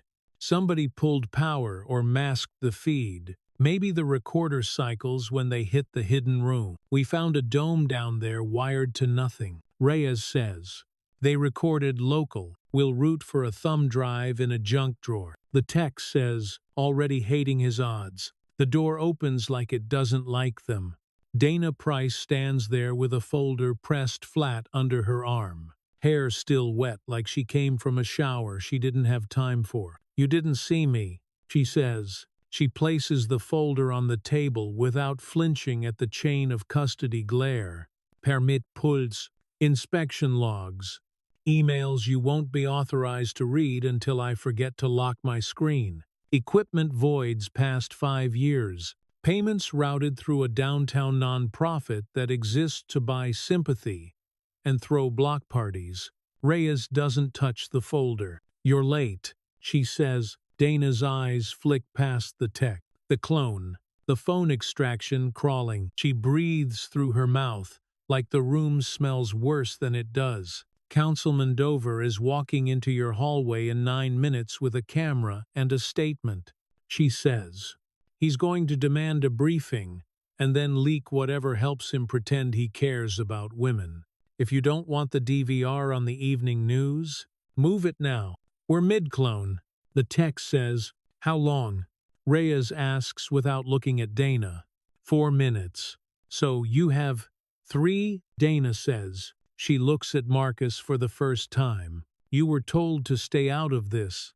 I'm in it, he says. She nods once like someone accepting gravity, then stop being the man who writes checks from a balcony. He feels the cut and decides to be grateful for the person who swung it. Footsteps in the hallway. Reyes points to the Pelican. Original in the safe. Working clone in my bag. Marcos. Get the phone and the printouts to USAO. Use the back stairs. Marcos, he says. You're bilingual now, she says, already moving. They split the scene with a surgeon's speed. Cole unplugs cables in reverse order. The tech slaps labels on the clone. Reyes signs the chain with a Sharpie that squeaks. Marcus scoops the phone extraction report, still printing warm, and the memo with the gold seal. He tucks them flat under his coat like contraband. Dover's voice carries before his body does. He projects like the hallway owes him money. We need transparency here. Agent Reyes. We need to reassure the public this is a coordinated effort. Reyes opens the door with a smile that could shave a peach. Councilman, I appreciate your interest.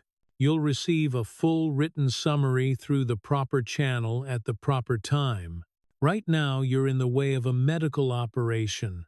Would you like to issue a statement about funding more medics? He tries to see past her shoulder. What's in the case? A defibrillator, she says, and Cole coughs into his fist to contain a laugh that wants out. Dover's chief of staff, the face from the email with the smiley steps up, legal pad ready, eyes already angry. Under the Joint Task Force, that memo is not a law. Reyes says, it's a suggestion stapled to a press release. Dana leans on the jam. Neutral. She doesn't help.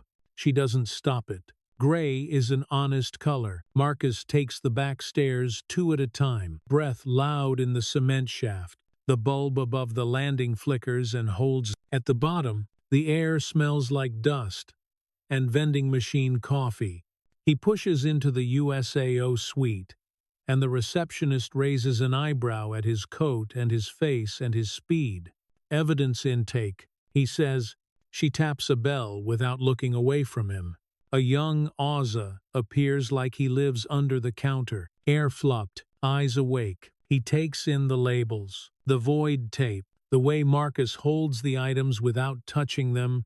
You're not law enforcement, he says. Consider me your courier. Marcus says, Agent Reyes. Immediate imaging. Warrant returns as soon as she gets a pen. The AUSA nods. He moves like a kid who likes rules for the way they make things clear. He logs the items into a spreadsheet you can print and put in a folder, and forget and find again. He photographs each one next to a ruler.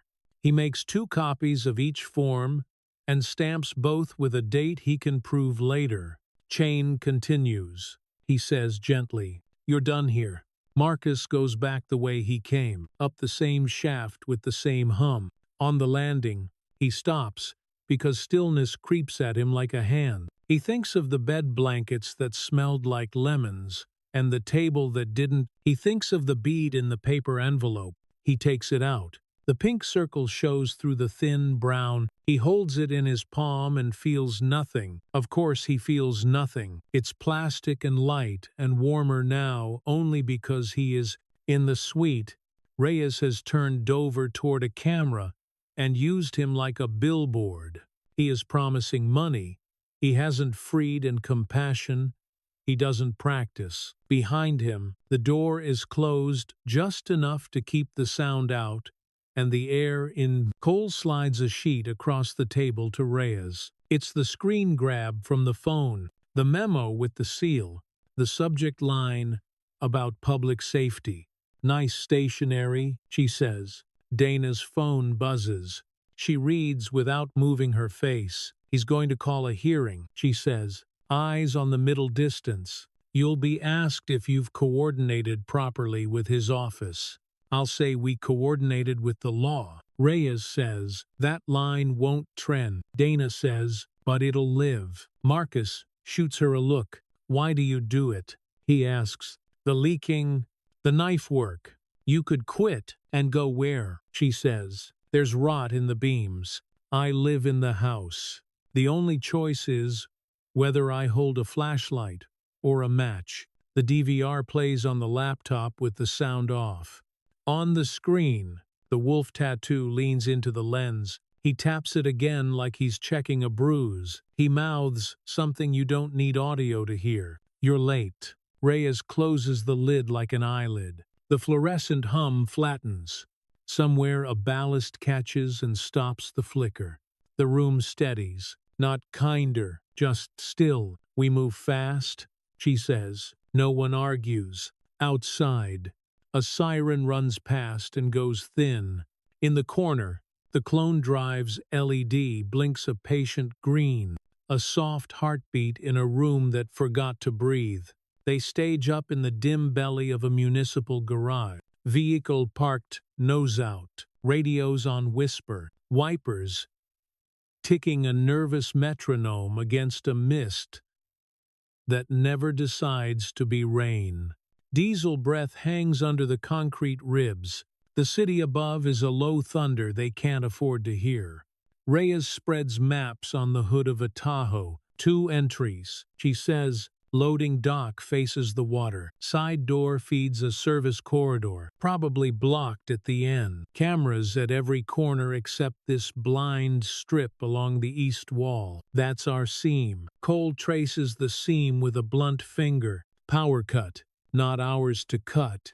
The city electrician says he's a borrowed man in a green jacket with a badge that opens gates but not worlds. But there's a feeder panel on the south fence. You trip it there, you'll black the whole block. We don't black the block, Reyes says.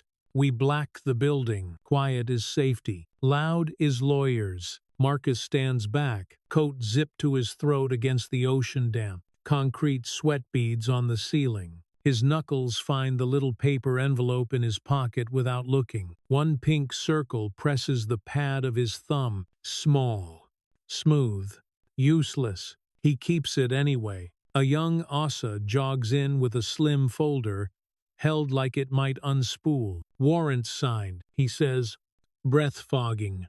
Premises search. Named targets. Electronic devices. Judge limited the time window to 90 minutes to minimize disruption to legitimate business. Don't laugh. No one's laughing, Reyes says. She takes the paper, scans, signs, receipt, phones in airplane until we're back. Comms on TACnet only. Cole lifts a Kevlar plate carrier and holds it out. You wear it tonight, he tells Marcus. No humor. Rich bones break like poor ones. Marcus threads his arms through. The vest rides high, heavy as a promise. The nylon smells faintly of last week's sweat, some other night's fear baked in and dried. Dana arrives without fanfare, a wool coat buttoned to her chin, hair up like she means to be efficient. She doesn't come all the way into their circle. Dover's staging a press hit on the Embarcadero in 20, she says. He'll say he demanded this raid personally. He'll say he's holding you accountable. Try not to vomit on live TV. Reyes lifts one eyebrow. You brought us news or a camera? News, Dana says. She slips a single sheet from her coat. A diagram printed faint. Subfloor was added with a community development variance 8 years ago, labeled as cold room retrofit. It's not on the public record. It's on his. Reyes studies the drawing. Where did you? Don't ask, Dana says. If anyone asks me, I found it in a dream. Cole leans in. There, a hatch. Under the forklift lane, she says. They think paint makes things disappear. Reyes folds the paper and tucks it against her wrist guard. This doesn't help you, Dana. You know that.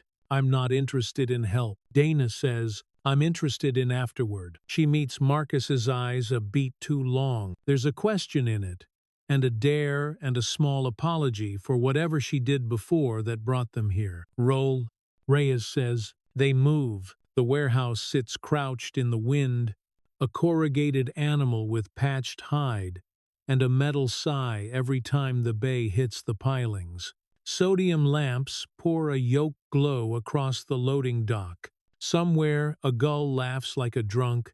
Alpha team ghosts along the east wall. Beta tucks into the blind strip. Cole counts them down with fingers, breathing like a boxer between rounds. Reyes's fist taps the rhythm on her thigh. 3, 2, 1. The breacher's charge goes off like a cough swallowed. The side door gives. A gust of cold air wraps their ankles. Concrete dust tastes like penny. Inside, the smell is sharp enough to chew ammonia. Brine, old fish rugs, fluorescents tremble awake in strings.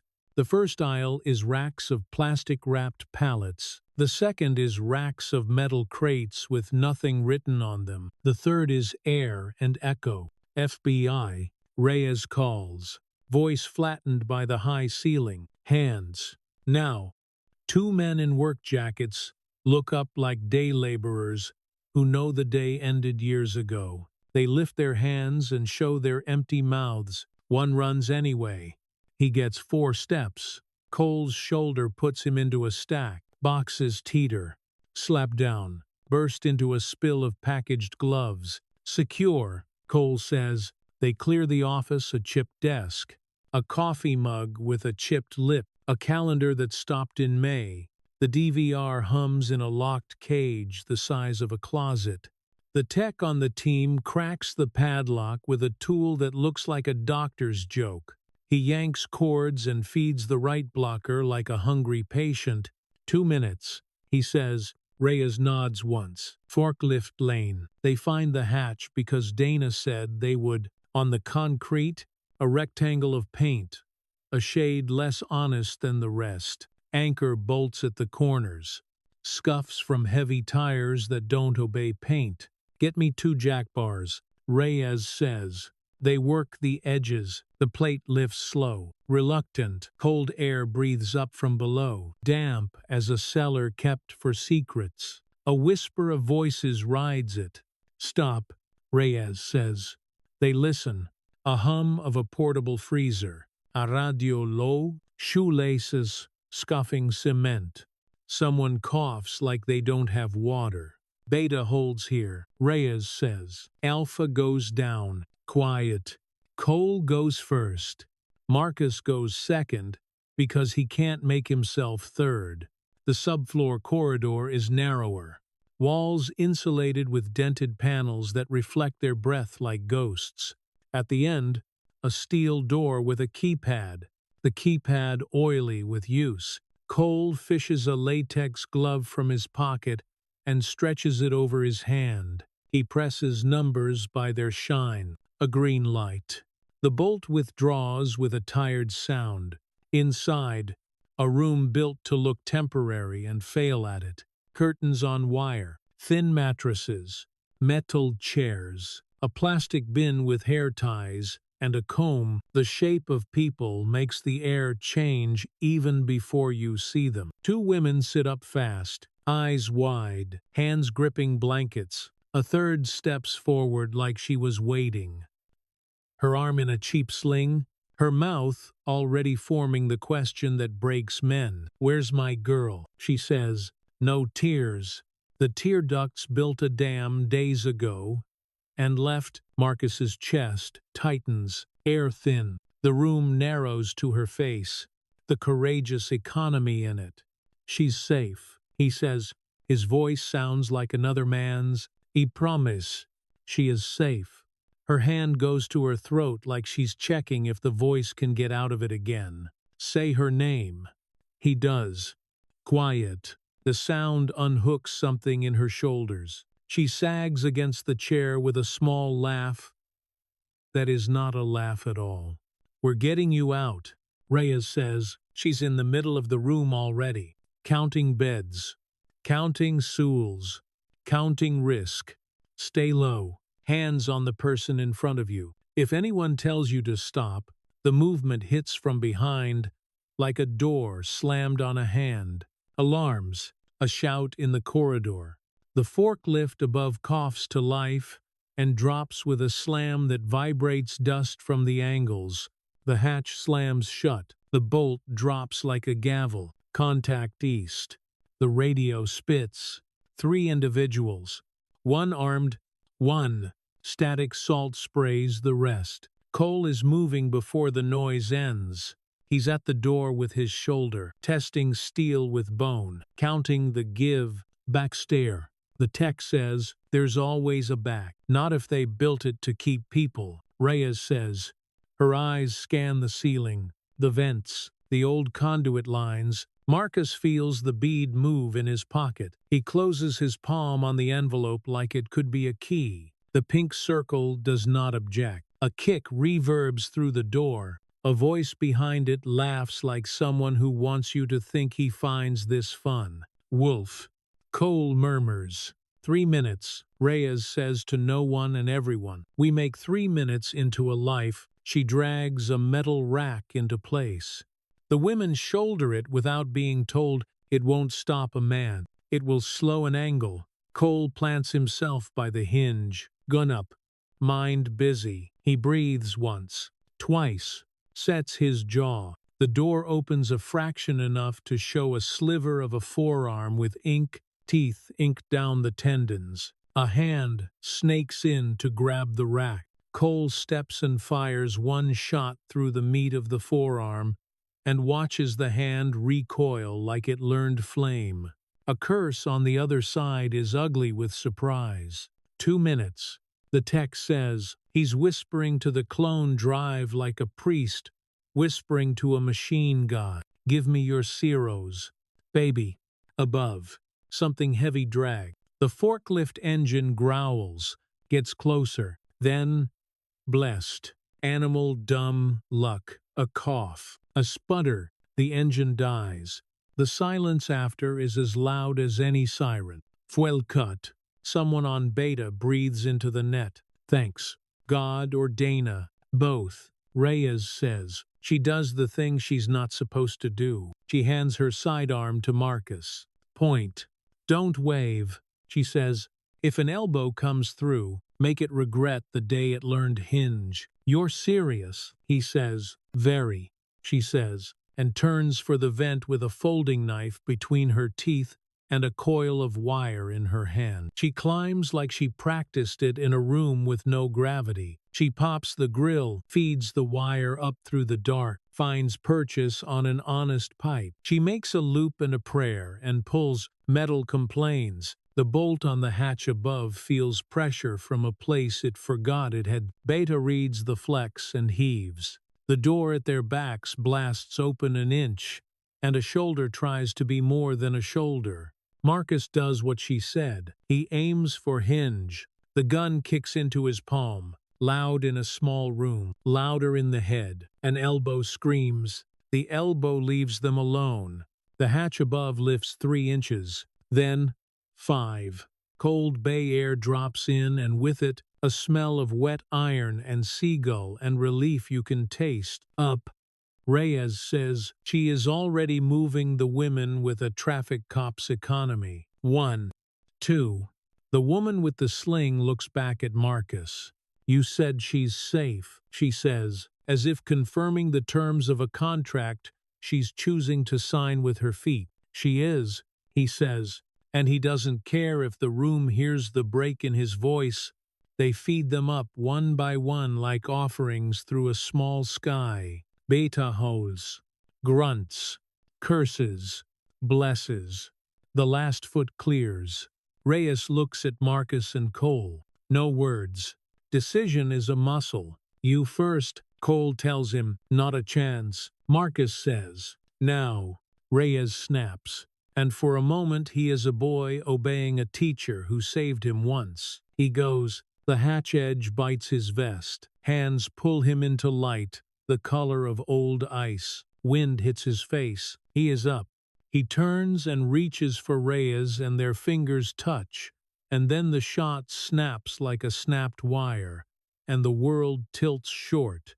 Cole stumbles in the doorway, one knee buckling, a bloom on his thigh, dark and quick. He grins at no one. Always wanted a souvenir, he says, and it costs him more than the joke earns. Beta drags him through. Rages comes last. Face pale. Eyes Pharrell. Gun tucked back into her holster like it grew there.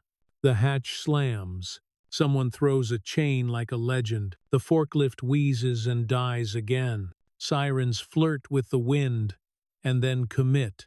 They move in a ragged file across the roof, under the sodium, like a chess piece that learned how to run. The gull laughs again, somewhere below. A wolf with ink for teeth bleeds into his sleeve and decides he's not a god. On the edge, the ladder down is slick. The women go one by one. Marcus follows the last, body between the wind and the drop. When his boots hit ground, he realizes he's still holding the paper envelope. He opens his hand. The bead rests in his palm, pink as a child's certainty. He presses it into the woman's good hand. For her, he says. She closes her fingers around it like it's heat. Her eyes don't thank him. They forgive him for being late. Lights wash the dock. Agents fan, shouting, doing the dance they learned for this kind of end. Reyes leans on the Tahoe's grill and presses fingers to the inside of her elbow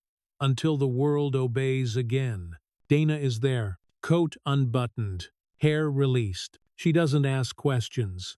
She looks at Cole's leg, then at the women, then at the hatch, then at Reyes. Afterward, she says, almost to herself. Reyes nods. A small, private thing. Afterward, a gull drops a shell on the asphalt, where it will break the clean line of the plan. The shell cracks, splays into white. The meat is small and real and alive, and claimed. Above them, the sodium buzzes.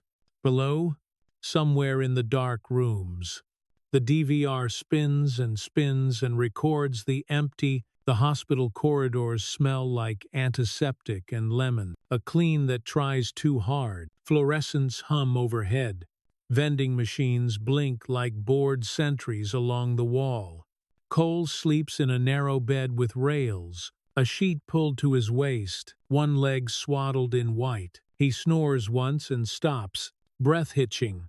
The monitors keep their metronome. A nurse with tired hands checks the IV, writes 98% on a clipboard, and rolls away without a sound. Marcus stands at the foot of the bed, in a suit he hasn't changed. His vest bruised his ribs.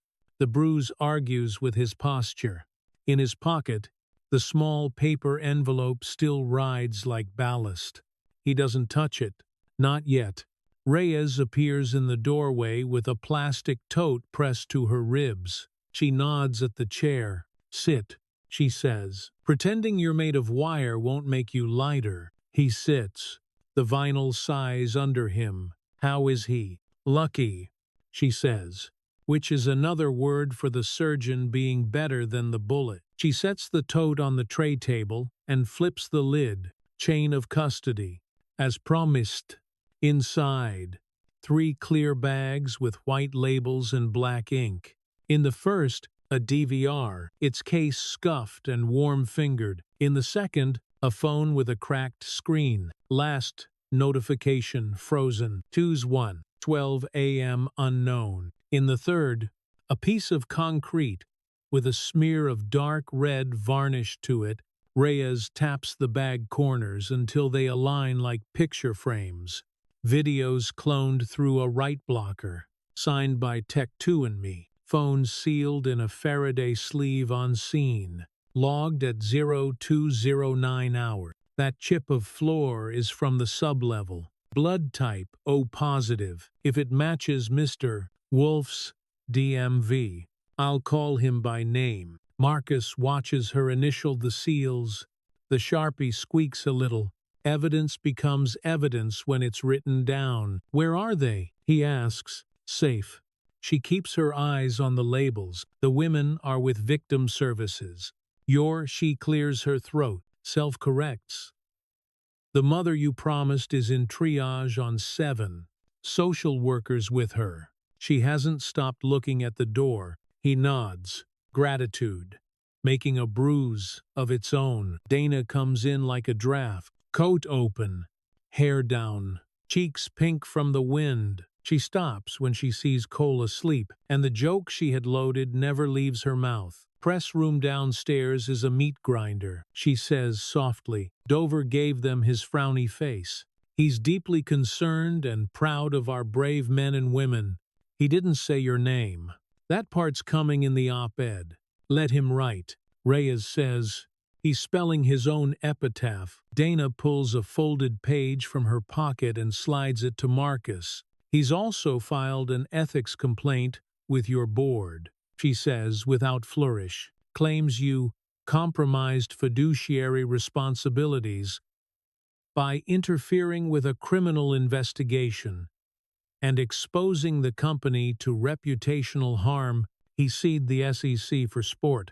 Marcus rubs a thumb over the paper's crease. It's thin and sharp and municipal. Of course he did. Reporters are circling, she says. They smell blood and a dinner reservation. Cole shifts, groans, doesn't wake. A line of sweat marks his hairline like a thin tide. Reyes closes the tote. Two priorities, she says. Keep the rescued breathing. Turn the house upside down until a jury doesn't need imagination. She looks at Marcus. And manage your fire. I can take the heat, he says. You can, she says, but you have others in the room who can't. A quiet beat stretches between them. The monitor beeps once, twice. The lemon smell doesn't help. On 7, the waiting room has magazines from last season and chairs that stick to calves.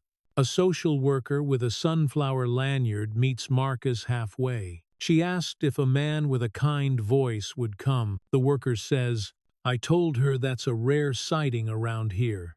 The mother sits propped in a bed by the window. Her sling is cleaner. Her eyes are not. The city lays itself out behind her. Late light, turning every window into a coin.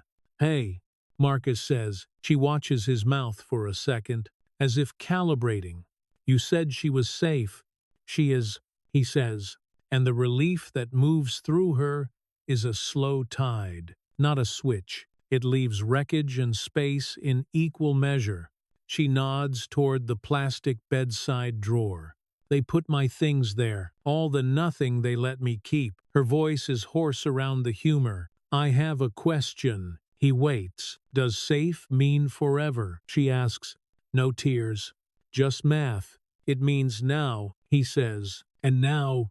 And the next now, I'll spend whatever it takes to keep stacking it. Something in her face loosens and hardens at the same time. Good, she says, because there is no other word. He reaches into his pocket finally, finds the envelope and opens it. The pink circle rests on his palm like a drop of candy glass. He offers it to her. She'll want it back, he says. She takes it and closes her fingers around it. Her hand stays closed after his has left. The grip is a prayer. Downstairs, the press scrum spills into the lobby. Cameras on monopods lean like stilted birds. The smell is coffee and rain jackets. Dana pushes through like she's still small enough to go under ropes. Is Mr. Miles coordinating with the FBI? A voice calls. Isn't this vigilantism? Did you bankroll a rogue operation? Dana stops, lifts a hand, uses a smile like a scalpel. He did what the city failed to do, she says. He put himself between a child and a man with a knife. If that frightens you, ask why. Isn't he buying justice? Another asks. He's paying the bill you ignored, she says, and then she's gone. Because she is not the story, not today. By evening, the board has found a quorum and a conference line. The call lives in Marcus's ear while he watches rain tick the window like fingernails. He keeps his voice low. Hospitals are thin-walled for sound and thick-walled for everything else. Marcus, the chair says, every syllable buffed. We're concerned about exposure. We value your passion. But vigilance is not governance. To be seen as interfering with law enforcement, I didn't interfere. He says, I assisted, a judge signed the paper. The feds wore the patches. You understand optics. Another voice says, investors build narratives out of smoke. We can't trade on your conscience. There's a pause. Someone sips water near the mic. The swallowed noise is intimate and petty. What do you need from me? He asks. A step back. The chair says, a temporary leave. Protect the enterprise. Protect your, the word sticks like a fishbone legacy. He looks at the lights on the parking lot below. Their reflections shiver in standing puddles, doubled and shaken. Send whatever you need me to sign, he says. Thank you, the chair says, relief already tucking itself in. He ends the call and lets the phone sit face down on the windowsill. The glass is cool against his knuckles. On the other side, the city does not change to accommodate a man's choice. Reyes finds him in the hall with a manila folder and 2 coffees. One too sweet, one too bitter. She hands him the bitter. Forensics pulled a partial from that blood chip. She says, probable match to our friend with the ink. DMV name is Vincent Rago, but everyone calls him Vince. He calls himself a businessman. He'll lawyer up.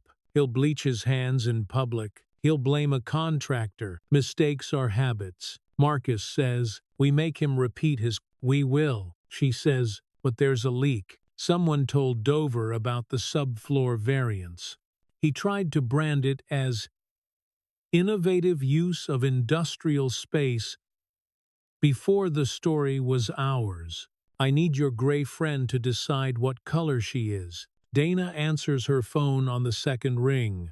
Her voice is a whisper on the move. I'm in a hallway with a senator's staffer pretending not to be bothered. She says, tell me something good. You.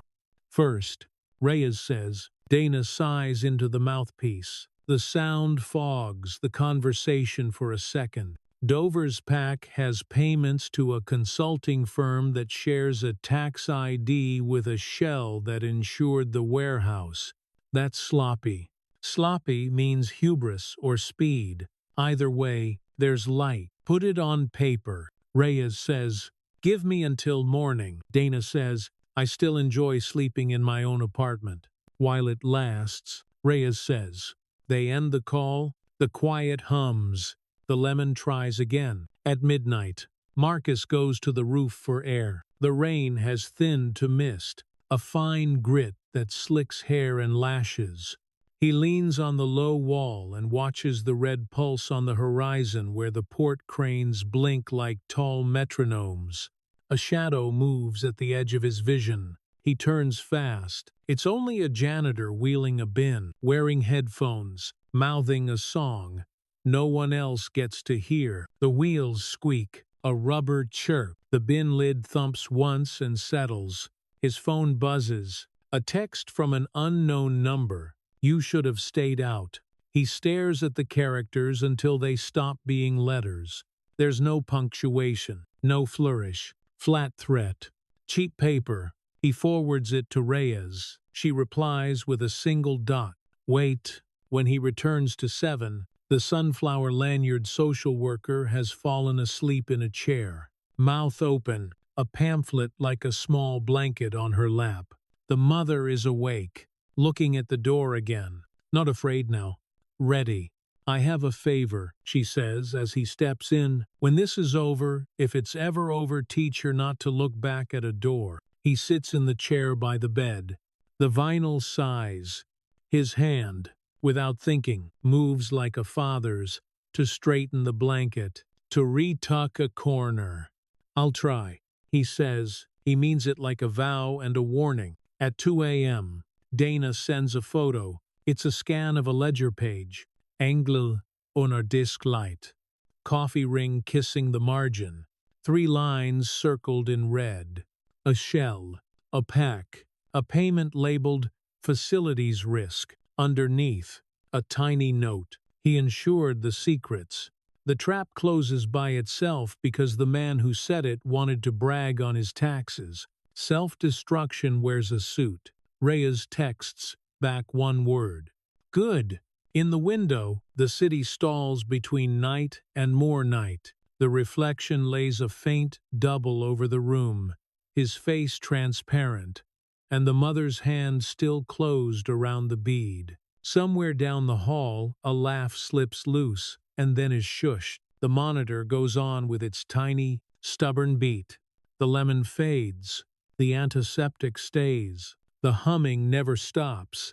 Morning comes up in a dull sheet, the kind of light that slides under blinds and pretends to be mercy. Coffee goes bitter fast. The hospital hum keeps time like a cheap clock. Marcus signs the last page with a pen that scratches. His name looks familiar, and already far away.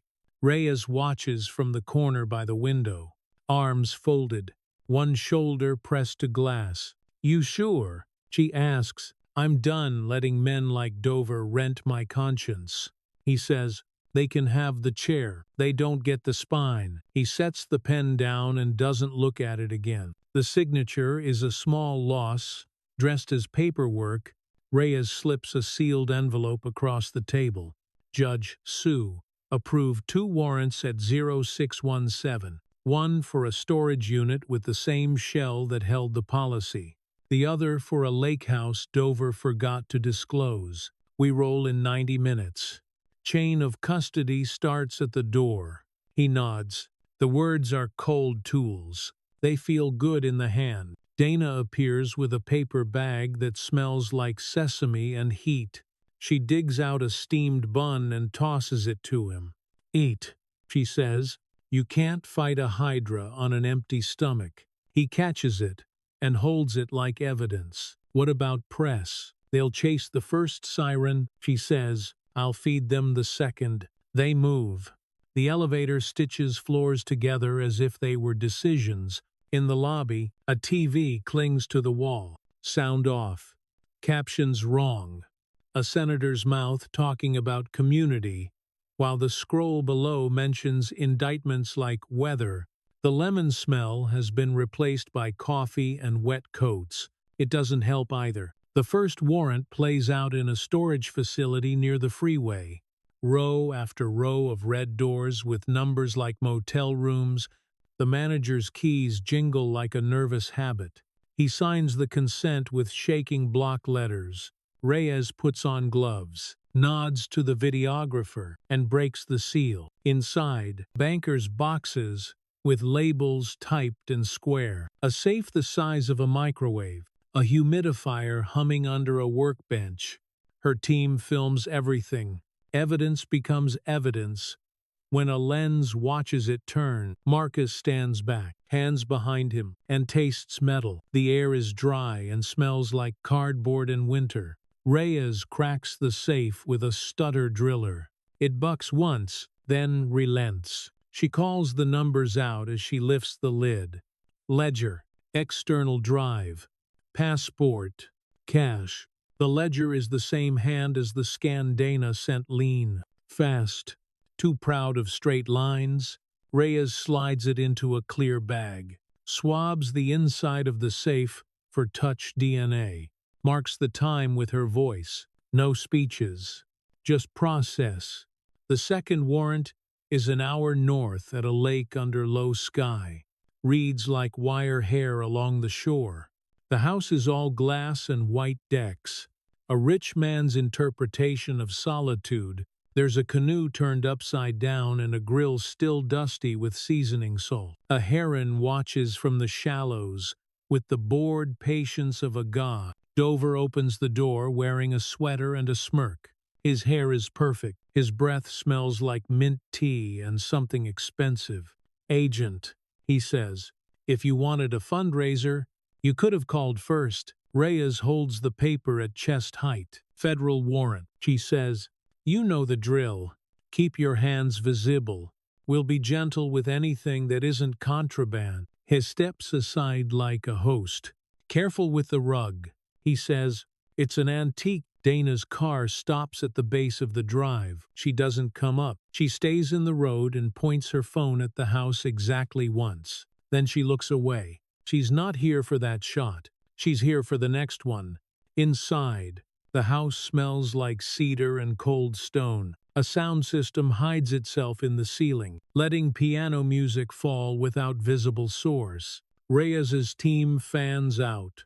Kitchen, office, basement. Marcus hovers at the threshold of the office and doesn't cross it. He won't touch a thing. The desk is glass and chrome. The computer is asleep, its black screen reflecting everyone as silhouettes. A leather blotter sits naked and centered. Found something. A tech calls from the basement.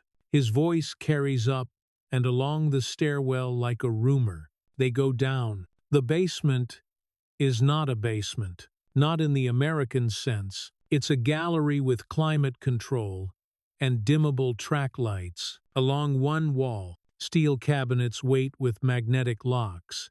Along another, framed photos of lakes at dawn. The air is cool and steady. It has no smell. The tech points to a drawer with a faint rectangle of dust around it. He wears nitrile gloves and keeps his elbows tucked.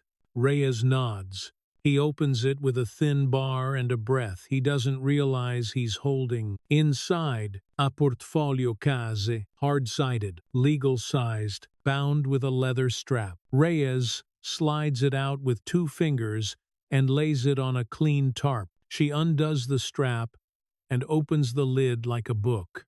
Jesus, Dana says from the stairs before she remembers not to. She's already dialing. The portfolio holds a series of glossy prints, each with a typed label at the bottom edge. Facility, risk contract photos, hallways painted to look like clinics, doors with numbers and keypad locks, a room lined with mattresses on the floor, a metal chair with restraints that shine like polished teeth. Hubris is thorough. It keeps receipts. Reyes doesn't look away. She bags the prints one by one, calling descriptions for the record, letting each sheet of plastic whisper as it seals. She lifts a final folder beneath the stack. Insurance riders. Amendments. A memo from Dover's PAC consultant to a shell bank in the Caymans. The subject line is dull. Aufschätzstratege. The body is not. It names people like inventory. Dover watches from the foot of the stairs and doesn't blink. You're misreading, he says. You people always misread complexity as crime. You should have kept the humidifier. Reyes says, paper dries out when it's this cold. He laughs then, quiet and mean. It's the sound of a man used to private rooms. You can't touch me, he says. This is all middle distance. Nothing sticks. His phone buzzes on the counter upstairs. He glances up, then down too late. Marcus sees the flicker. Fear. Finally, not for the search, for the call. Self-destruction arrives, wearing a clip-on mic. The regional affiliate is outside, setting a tripod on the gravel. Dover steps onto the porch because he can't help himself. The camera light settles him like makeup. He starts to talk before the red tally even clicks on, I'm appalled, he says, and the mic catches the shape of his lips, and also the mutter that follows when he thinks it's off. Get me Langley. Get me the judge. I don't care what it costs. He has a habit of pressing his tongue to the back of his teeth when he lies. The shot catches it in high definition. The anchor back at the studio smiles with her eyes and lets the silence chew him on air. Reyes finishes the inventory with a pen that works. Tech sign. The portfolio clicks shut again, now in plastic, smaller for having spoken. She hands a copy of the warrant returned to Dover as if it were a dry cleaning ticket. You can ask for your things back at adjudication, she says.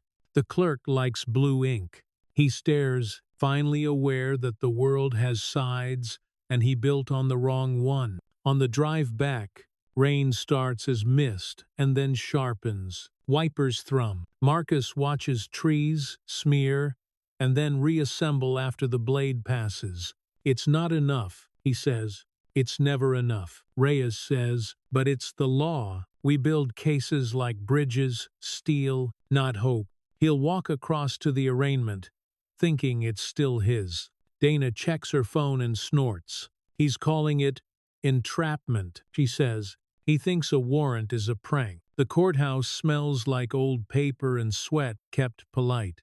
The clerk window has a sign about patience and another about pens.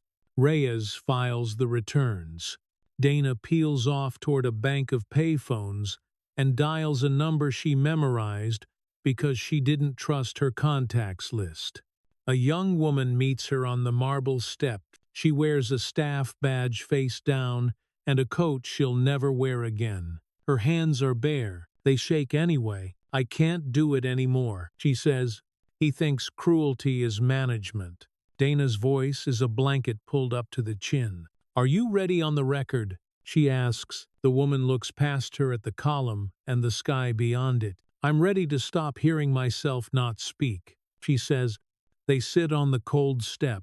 The recorder is small and ridiculous against the size of it all. Birds make messy sounds in the gutter above. The woman tells a story with names and dates and rooms where men laughed.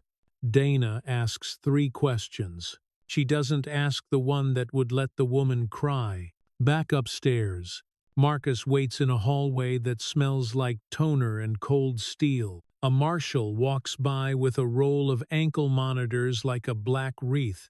Time passes in soft shoes. When Reyes appears, she brings paper, a smile that doesn't quite pick a side, and 2 coffees that pretend to be hot. Grand jury will hear it this afternoon, she says.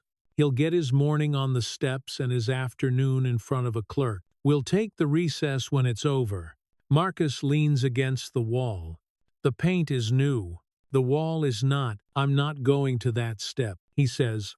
You don't have to, she says. He's doing it for you. They find the mother in a quiet room with a window that frames the water tower like an old coin. She's out of the sling now. The bruise on her cheek is a yellow crescent, not a shadow. In her palm, the pink bead sits like a tiny sun. It catches light that no one else would notice. I heard, she says. He doesn't ask how. The building has its own way of telling. What happens now? She asks. He opens his mouth and closes it. There's court, he says finally. There's more paper than any one life deserved. There's time. She nods as if she knew all along. And for us, there's dinner, he says, and the garden when it stops raining, and maybe a dog that isn't any good at being quiet. She smiles then. It doesn't solve anything. It solves everything it can. Night comes back slow. The city holds its breath and then doesn't. In the hospital, the lemon returns with the shift change. Cole wakes long enough to ask for ice and make a joke about the food. The joke isn't good. It's perfect. Marcus steps into the hall and dials a number he didn't think he would. The board chair answers on the second ring, voice already lacquered for the speech he planned to give. Marcus doesn't let him start. Keep the company, he says. Build your line and sell your software. But if you ever spend $1 to make a man like that comfortable, I'll set fire to the table you eat at. A breath comes through the line that might be surprise, might be relief. Is that a threat? The chair asks. No, Marcus says. It's a promise that learned how to talk. He hangs up. The phone feels lighter for not holding his name anymore. In the dim room, the mother sleeps. The bead glows faint on the sheet, a small circle with a hole through the middle. Personal, social, philosophical, a child's charm that doubles as a thesis. He doesn't touch it. He stands at the window where his reflection lives, without asking permission. Outside, rain needles the parking lot into new maps. A cop car idles with its lights off. Somewhere, a siren rises and drifts away like a thought that didn't stick. He thinks of doors. He thinks of how many he has opened and how many more he will have to keep closed. The monitor in the corner ticks once. Stubborn as a heart that refuses to learn easy lessons, nothing is finished. The bead catches one last nerve of light and lets it go. In the end, this story isn't just about villains and headlines. It's about ordinary people choosing to act when it would be easier to look away. It reminds us that courage rarely arrives with fanfare. It shows up in small, steady choices, telling the truth when silence feels safer, leaving a harmful circle even when it's familiar, standing up for someone because dignity isn't a luxury. It's a birthright. For many of us, especially in the later chapters of life, the lesson lands softly but firmly. The past may explain us, but it doesn't have to define us. Tough times don't last. Tough people do. And what goes around, comes around, isn't about vengeance. It's about accountability. The slow arc of justice we help bend with our hands. Practice 3 things. First, name the harm quietly, clearly, and without apology. Second, build a small circle of trust. where truth can breathe. Even two people is a start. Third, take one step that aligns your feet with your values. Call, document, check in, speak up. Real change is less a thunderclap than a heartbeat repeated. When we insist on humane systems at work, at home, in our neighborhoods, we teach the next person that dignity is the norm, not the exception. That's how self-respect grows, how bias loosens its grip, how community becomes more than a word. I'd love to hear how this lands with you. What part mirrors your experience or shifts your perspective? Share your thoughts or a story of your own in the comments. If this resonated, tap like to help it reach someone who needs it, and subscribe, so you won't miss the next chapter of hard-won hope and high-stakes drama. Until then, be gentle with yourself. May your nights be quieter, your mornings lighter, and your path steady with peace after the storm.